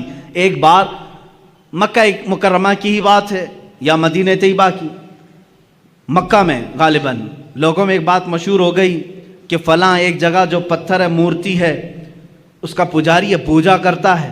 اچانک ایسا ہو گیا کہ حضور صلی اللہ تعالیٰ علیہ وسلم کی شان میں برے برے کلمات کہہ رہا ہے. کون؟ پتھر. مورتی بول رہی تھی، مورتی بول رہی تھی. جو پتھر کی مورتی تھی اس کی وہ پوجا کرتے تھے، عبادت کرتے تھے. مورتی بولنے لگی تو سب خوش ہو گئے جتنے دشمن تھے کہ ہاں آج ہمارا بھگوان صحیح بولا. اب تک تو ہم حضور کے بارے میں خود ہی بول رہے تھے. پتھر بولنے لگا. یہاں تو ڈپلیکیٹ بنا کر کے بولوایا جاتا ہے. آپ یہ مت سمجھیں کہ یہ وہ زمانہ نہیں تھا کہ پیچھے سے بیٹری اور سیل لگا کر کے مورتی کو بلوایا جا رہا ہو.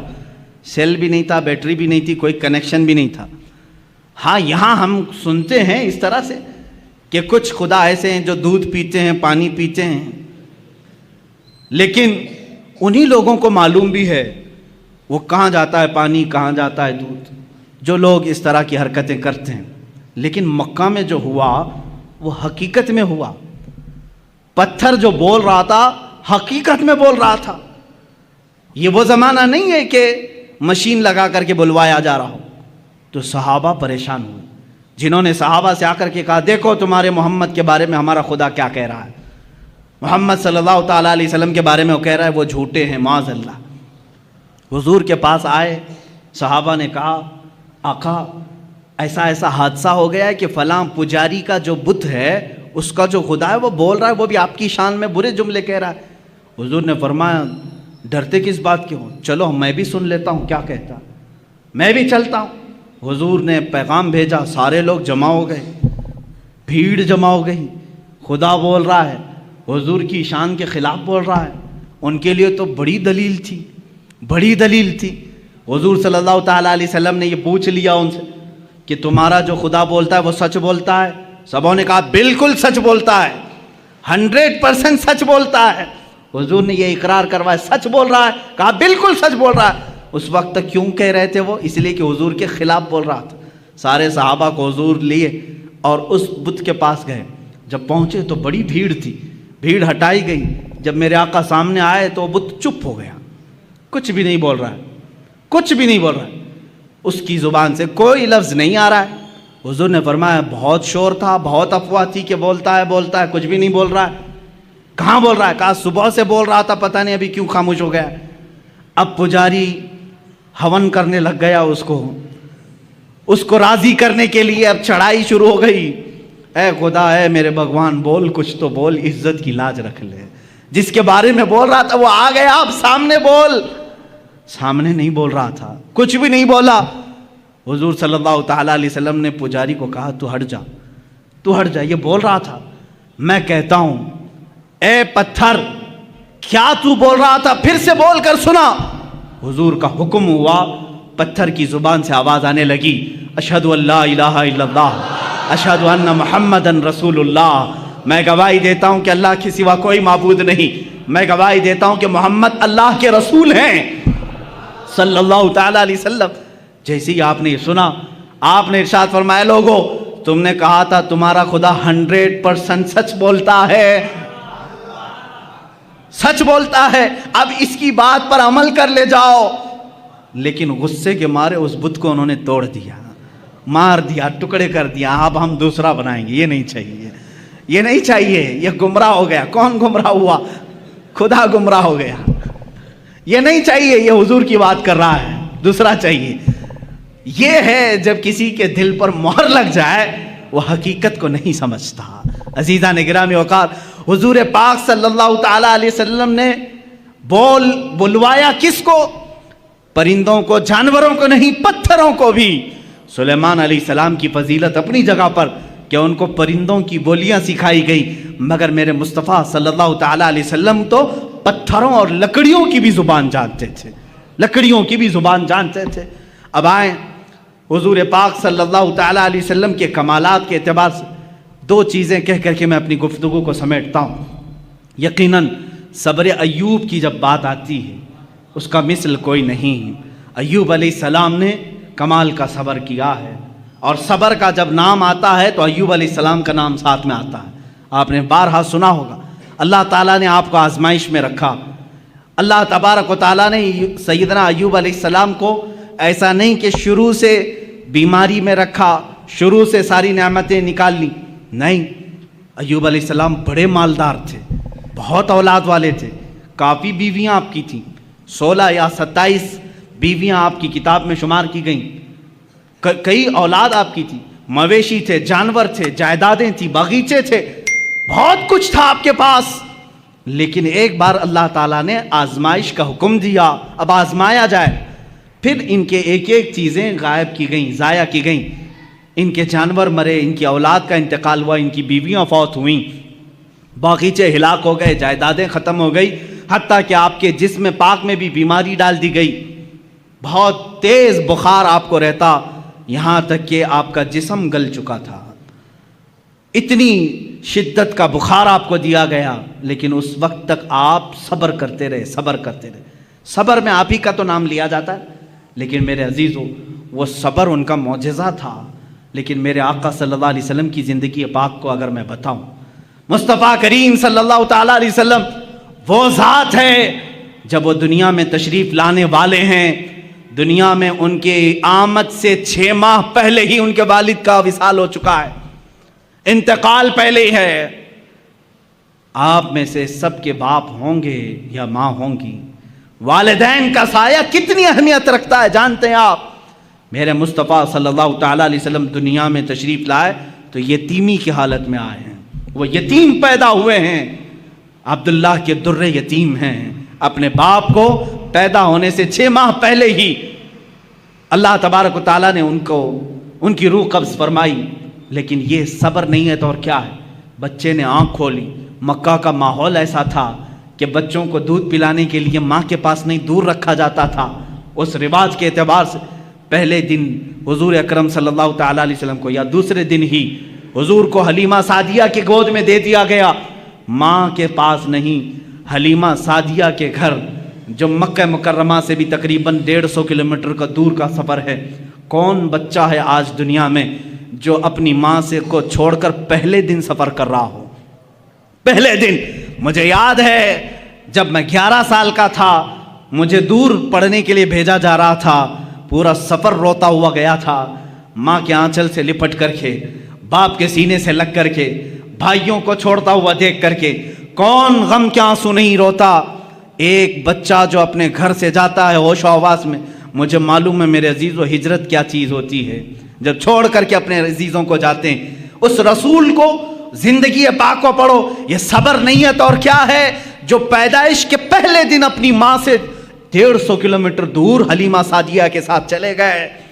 حلیمہ سعدیہ نے 2 سال اپنے گھر رکھا، دودھ پلایا، اور اس کے بعد واپس لا کر کے بی بی آمنہ کے گھر دے دیتی ہیں. سیدہ آمنہ رضی اللہ تعالیٰ عنہ حضور صلی اللہ تعالیٰ علیہ وسلم کی تربیت فرماتی رہیں. لیکن یہاں اب گھر میں کون کون ہیں؟ حضور صلی اللہ تعالیٰ علیہ وسلم کے خاندان. خود میرے آقا فرماتے ہیں 6 سال کی عمر ہی تھی کہ حضرت آمنہ کے ساتھ مدینے گئے تھے. جب اس کا نام یثرب تھا، وہ حضور کا ننیال تھا، حضرت آمنہ کے گھر والوں کا، خاندان والوں کا شہر تھا. واپسی کے وقت بی بی آمنہ بیمار ہوئیں. تنہا رسول پاک صلی اللہ تعالیٰ علیہ وسلم حضرت آمنہ کے ساتھ سفر میں ہیں، اور آپ کے والد گرامی کی ایک کنیز ہے حضرت عبداللہ کی لونڈی ام ایمن، ساتھ سفر میں ہیں. 3 لوگ سفر پر ہیں، مدینے سے مکہ جا رہے ہیں. 450 کلومیٹر کا سفر 6 سال کی عمر کا بچہ کر رہا ہے اپنی ماں کے ساتھ، بیمار ماں کے ساتھ، اپنے باپ کی کنیزہ کے ساتھ. بیچ میں مقام آتا ہے، مقام ابوا. آمنہ کہتی ہیں اب مجھ سے چلا نہیں جا رہا ہے، اب میری طاقت جواب دے گئی ہے. وہیں ماں سو گئیں. رسول کریم صلی اللہ تعالیٰ علیہ وسلم سرہانے کے پاس بیٹھے، کبھی پانی سے منہ پر چھڑکیاں دیتے، کبھی اپنی ماں کا سر اپنی گود پر رکھتے، اور پیشانی کو دیکھا گرم تپ رہی ہے. تھوڑی دیر میں اسی 6 سالہ محمد عربی صلی اللہ علیہ وسلم نے دیکھا آمنہ بی بی کی روح قبض انصری سے پرواز کر گئی ہے. سر وہیں رہ گیا، آنکھیں کھلی رہ گئی. کون ہے وہ بچہ جو 6 سال کی عمر میں اپنی ماں کی آنکھیں بند کر رہا ہو؟ سفر میں کوئی نہیں، ایک کنیز کے علاوہ خود ہی اٹھتے ہیں اور زمین کو کھودتے ہیں. قبر خود تیار کی، قبر خود تیار کی. ایک کنیز کے سہارے اپنے ماں کے جسم ناز کو اٹھایا، قبر میں دفن کیا. ہے کوئی مجھے بتاؤ 6 سال کی عمر میں کوئی تجہیز و تکفین کے انتظام کرتا ہو؟ کوئی اپنی ماں کا جنازہ اٹھاتا ہو، 6 سال کی عمر میں کوئی سفر کا بوجھ اٹھاتا ہو، 6 سال کی عمر میں وہ احمد مختار نے اپنی ماں کا لاش مبارکہ اٹھایا اور قبر میں دفن کیا اور تنہا سفر کر کے واپس مکہ آئے۔ مکہ میں آنے کے بعد یہ صبر کی زندگی نہیں ہے تو اور کیا ہے؟ میرے عزیزو، صبر ایوب کی داستانیں ہم سنتے ہیں۔ ایوب علیہ السلام کے پاس شروع سے بہت کچھ تھا، جائیدادیں تھی، اولاد تھی، بے شمار ان کے پاس مال تھا، مگر مصطفیٰ کریم یتیمی کی حالت میں دنیا سے آئے۔ 6 سال کی عمر پاک میں ماں بھی دنیا سے رخصت ہو گئی۔ 8 سال کی عمر میں جو دادا شفیق تھے، جو دادا نہایت رفیق تھے، آپ کی سرپرستی کرتے تھے، وہ تربیت کرتے تھے، عبد المطلب، وہ بھی اس دار فانی سے کوچ کر گئے۔ عبد المطلب کو بھی دفن کیا، صرف چچا رہ گئے ابو طالب، جن کی پرورش میں رہے اور تجارت کرنے کے لیے پہلی مرتبہ 12 سال کی عمر میں یہ رسول پاک نکلتے ہیں۔ میرے آقا صلی اللہ تعالیٰ علیہ وسلم 12 سال کی عمر سے تجارت کر رہے ہیں۔ اب آؤ شادی کرنے کا موقع آیا ہے۔ 25 سال کی عمر میں 40 سال کی بیوہ خاتون سے، جس کی آلریڈی 2 طلاق ہو چکی تھی، خدیجۃ الکبریٰ رضی اللہ تعالیٰ عنہا سے نکاح کیا۔ کیا یہ صبر نہیں ہے؟ یہ صبر نہیں ہے تو اور کیا ہے؟ 40 سالہ خاتون سے نکاح کیا، لیکن اگر عورتوں کا شوق ہوتا تو اسی وقت 4-5 اور کر لیتے، لیکن جب تک بی بی خدیجہ نکاح میں تھی کسی دوسری عورت سے آپ نے نکاح نہیں کیا۔ آپ نے 25 سال کی عمر سے لے کر آپ کی عمر مبارکہ جب 50 سال کی ہوئی تب تک بی بی خدیجہ کے ساتھ رہے۔ اب سنیں، حضور پاک صلی اللہ تعالیٰ علیہ وسلم وہ دنیا کے عظیم باپ ہیں جن کو اللہ نے 4 بیٹیاں اور 3 بیٹے دیے۔ صبر کی بات آتی ہے، باپ ہل جاتا ہے، باپ اپنی اولاد کے لیے سب کچھ کر جاتا ہے۔ ایک بچہ بیمار ہو تو ہم نے باپ کو تڑپتے ہوئے دیکھا ہے، ڈاکٹروں کے لباس سے الجھتے ہوئے دیکھا ہے، اور اس کو دواخانوں اور ہاسپٹلوں کے چکر لگاتے ہوئے دیکھا ہے۔ خود کی صحت کو تو گوا لے گا، لیکن باپ اپنی اولاد کی صحت پر قربان جاتا ہے، اپنے آپ کو تباہ کر لیتا ہے۔ وہ دنیا کے عظیم باپ ہیں میرے آقا، جن کو اللہ نے پہلا بیٹا دیا عبداللہ کی شکل میں، 3 دن رہا، ہاتھ میں فوت ہو گیا۔ دوسرا بیٹا دیا قاسم کی شکل میں، چند ماہ رہا، اس کے بعد ہاتھوں میں فوت ہو گیا۔ تیسرا بیٹا دیا ابراہیم کی شکل میں، 6 مہینے رہا، کھلاتے رہے، اس بچے کے ساتھ کھیلتے رہے، اس کے ساتھ اپنی گود کو گرم کرتے رہے، لیکن 6 مہینے کے بعد اس بچے نے بھی اپنی آخری سانسیں لی۔ 3 بیٹوں کو یہ رسول پاک نے اپنے ہاتھوں سے دفن کیا ہے وہ باپ کے اندر صبر جو اپنے ہاتھوں سے اپنے بیٹوں کی تدفین کر رہا ہے۔ بچی تھی بیٹیاں، 4 بیٹیاں اللہ نے دی تھی، بی بی زینب، بی بی ام کلثوم، بی بی رقیہ، سیدہ بی بی فاطمہ الزہرا رضی اللہ تعالیٰ عنہا۔ صبر کے پیکر کو دیکھو، میں تمہیں صبر پوری زندگی میں بتاؤں گا۔ یہ وہ عظیم باپ ہے جب رسول کریم صلی اللہ علیہ وسلم نے اپنے نونہال ننھے بچوں کو اپنے ہاتھوں سے دفن کیا، کبھی واویلا نہیں کیا، کبھی ماتم نہیں کیا، شکر بجا لاتے رہے اپنے مولا کا۔ اللہ کے حبیب صبر کے پہاڑ بن کر رہے، لیکن جب آپ مدینہ طیبہ ہجرت کر کے آئے، مجھے بتاؤ کیا مکہ والوں نے پریشان نہیں کیا؟ آپ کے گلے میں رومال ڈال کر کے لوگ گھماتے رہے، جس سے میرے آقا کا گلا سوج جاتا تھا۔ کبھی میرے آقا صلی اللہ تعالیٰ علیہ وسلم کی پشت مبارکہ پر انہوں نے کچرے ڈالنے کی کوششیں کی۔ اللہ کے نبی صلی اللہ علیہ وسلم پر 3 سال تک انہوں نے سوشل بائیکاٹ رکھا۔ جب میرے آقا صلی اللہ علیہ وسلم نے پتے کھائے مکہ میں، اپنے گھر کے پاس پہاڑ کی چوٹی میں رہے، چمڑے گلا کر کے کھائے جاتے تھے۔ یہ صبر نہیں ہے تو اور کیا ہے؟ صبر ایوب کو تم نے پڑھا، صبر مصطفیٰ کو بھی دیکھو۔ میرے آقا صلی اللہ تعالیٰ علیہ وسلم کے سامنے ان کی اولاد دفن ہو گئی، لیکن جب بچیاں جوان ہوتی ہیں تو میرے عزیز ہو، باپ کے بڑھاپے کا سہارا بھی ہوتی ہیں، فصل بہار ہوتی ہیں۔ کون باپ اپنی بچیوں کی شادی دیکھ کر کے مسکراتا نہیں؟ خوشیوں میں رو بھی دیتا ہے۔ بیٹیاں اس کے لیے ایک نہایت ہی قیمتی تحفہ ہوتی ہیں۔ میرے آقا صلی اللہ تعالیٰ علیہ وسلم کی بڑی صاحبزادی سیدہ زینب جب ہجرت کر کے مدینے میں آئی، اونٹ کے اوپر سے ان کو گھرایا گیا تھا، جس کی وجہ سے وہ حمل سے تھی، حمل گر گیا تھا۔ واپس مدینے میں آئی، بیمار رہنے لگی۔ 1 سال نہیں گزرا تھا حضور پاک کے سامنے وفات پا گئی. خود جنازہ پڑھایا, اپنی بیٹی کو دفن کیا. جنگ بدر میں گئے ہیں, اپنی بیٹی رقیہ کو حضرت عثمان کے نکاح میں دیا تھا. حضرت عثمان سے کہا رقیہ بیمار ہے, میری بیٹی کی تیمارداری میں لگے رہو, میں بدر میں ہوں. جنگ بدر میں رہے.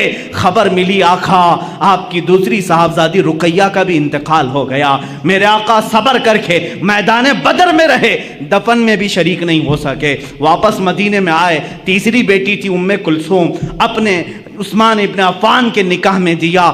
چند مہینے کے بعد ام کلثوم بیمار ہوئی. حضور پاک صلی اللہ تعالیٰ علیہ وسلم کی زندگی پاک میں یہ تیسری صاحبزادی بھی فوت ہو گئی. اللہ مجھے بتاؤ, جس کو اللہ نے 7 اولاد دیے اس میں ایک بعد دیگرے, اسی باپ نے اپنے بچوں کو دفن کیا ہے, اپنے بچوں کا جنازہ پڑا ہے.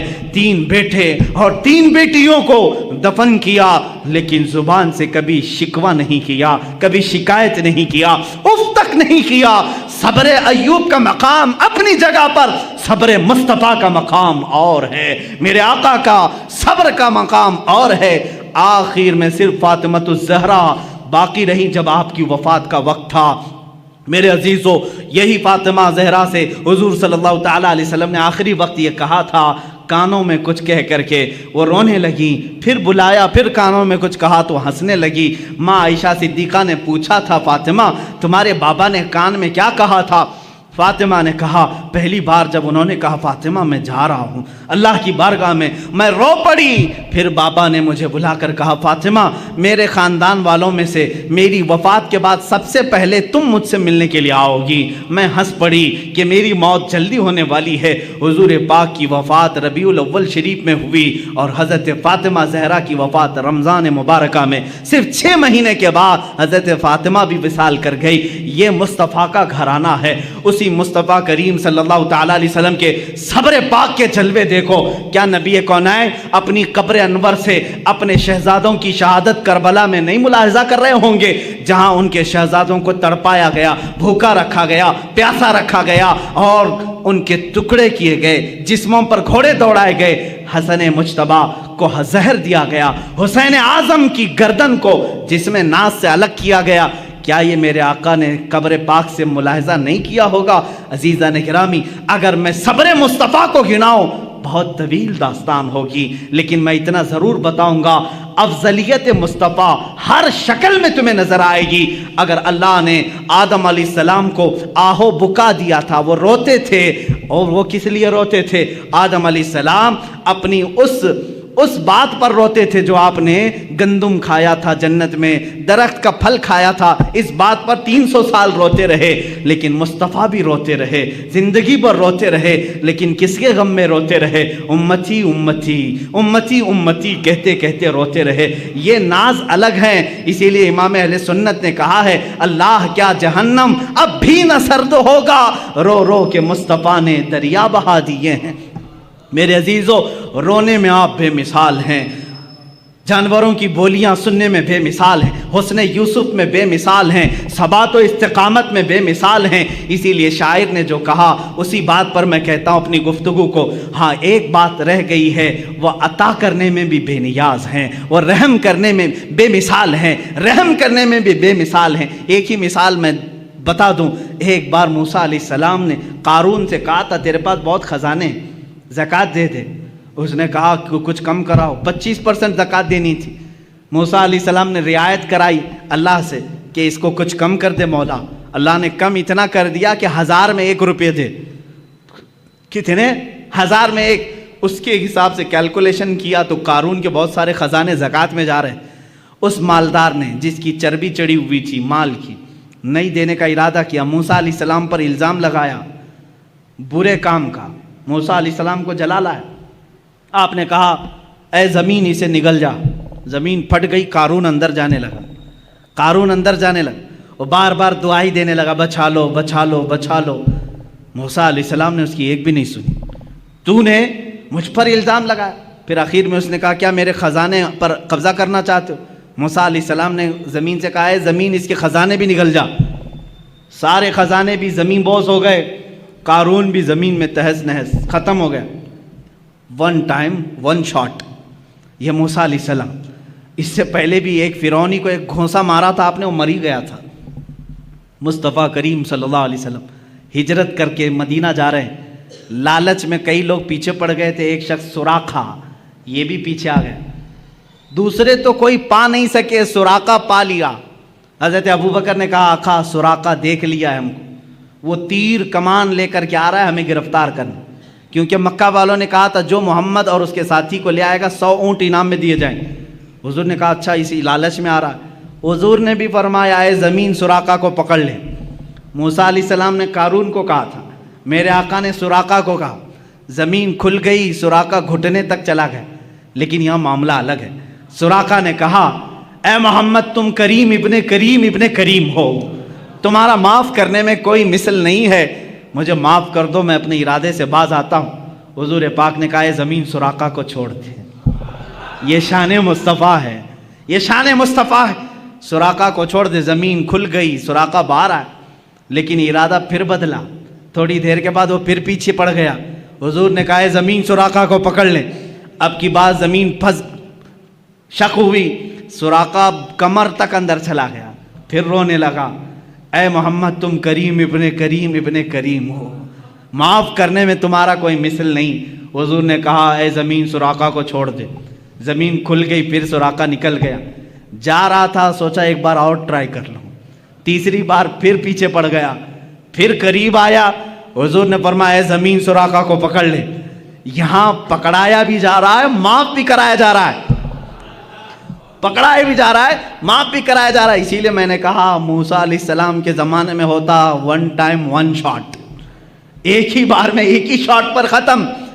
یہاں چھوڑنے کی تیسری مرتبہ جب وہ دھس گیا گردن تک، حضور نے فرمایا اے سراقہ تو 100 اونٹوں کی لالچ میں میرے پیچھے پڑ گیا، میری نگاہیں دیکھ رہی ہیں قیصر و کسریٰ کے کنگن تیرے ہاتھ میں آنے والے ہیں۔ قیصر و کسریٰ اس زمانے کے امریکہ یورپ کی طرح سپر پاور تھے، ان کے بادشاہوں کے پاس سونے کے کنگن تھے، وہ کسی عام آدمی کے خواب و خیال میں نہیں آتے۔ میرے آقا نے ڈائریکٹ پکڑنے کے لیے جو آ رہا ہے اسی کو کہا تیرے ہاتھ میں قیصر و کسریٰ کے کنگن دیکھ رہا ہوں۔ سراقہ کو یقین نہیں ہوا، کہا ایسا کہہ رہے ہو؟ اسی وقت ایمان لے آئے، میں ایمان لاتا ہوں محمد صلی اللہ علیہ وسلم اللہ کے رسول ہیں۔ زمین کو کہا چھوڑ دے۔ وہاں ایک بار میں پکڑا گیا، ایک بار میں قارون دفن بھی ہو گیا۔ یہاں ایک بار نہیں، 2 بار نہیں، 3 بار وہ بھی حملہ کرنے کے لیے آ رہا ہے۔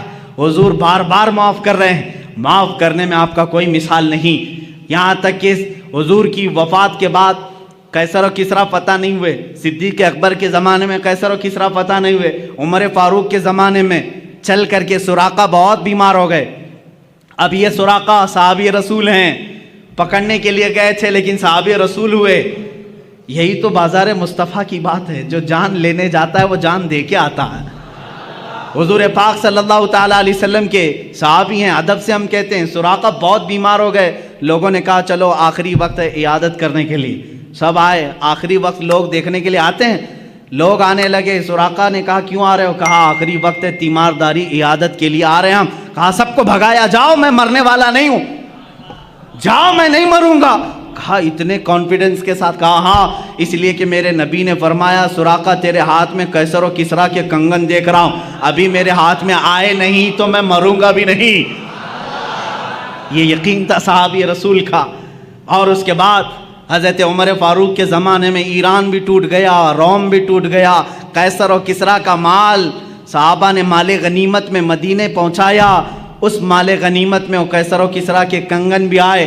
امیر المومنین عمر فاروق نے فرمایا میں نے سنا تھا رسول اللہ صلی اللہ علیہ وسلم سے یہ کنگن سراقہ کے ہاتھ میں ہونے چاہیے، لے جا کر کے ان کو پہنایا گیا اور اس کے بعد وہ خوشی سے جھومنے لگے۔ چند ہی دنوں کے بعد آپ کی وفات بھی ہوئی۔ عزیزان گرامی، یہاں بات یہ عرض کرنا چاہتا ہوں، اس رسول کا معاملہ یہ ہے، عطا کرنے میں بے مثال، رحم کرنے میں بے مثال، معاف کرنے میں بے مثال۔ اسی کو امام میرا کہتا ہے بریلی کا، میرے کریم سے گر قطرہ کسی نے مانگا، دریا بہا دیے ہیں، در بے بہا دیے ہیں، واہ کیا جود و کرم ہے شہ بتا تیرا، نہیں سنتا ہی نہیں مانگنے والا تیرا۔ حضور کی بات تو یہ ہے، چور حاکم سے ڈریں یا مات الگ ہے، چور کس سے ڈرتا ہے؟ پولیس سے ڈرتا ہے نا، پکڑنے والا آیا تو چور ڈر کے بھاگتا ہے، لیکن آقا آپ کی شان ہی الگ ہے، آپ حاکم ہیں اور چور آپ ہی کے پاس چھپنے کے لیے بھی آتا ہے، یہی چھپنے کے لیے آتا ہے۔ اسی لیے امام زمن کہتے ہیں ڈھونڈا ہی کریں صدر قیامت کے سپاہی۔ قیامت کے دن کچھ مجرموں کو فرشتے ڈھونڈ رہے ہوں گے، فلاں مجرم کہاں ہے، فلاں وہ کام کیا تھا، یہ کہاں ہے، وہ کہاں ہے، جرموں کا اعلان ہو چکا ہوگا، فرشتے ڈھونڈ رہے ہوں گے، لیکن کچھ مجرم مل نہیں رہے ہوں گے، کچھ مجرم مل نہیں رہے ہوں گے۔ اس کو امام زمن نے اپنے شعر میں یوں کہا ہے، ڈھونڈا ہی کریں صدر قیامت کے سپاہی، وہ کس کو ملے جو تیرے دامن میں چھپا ہو۔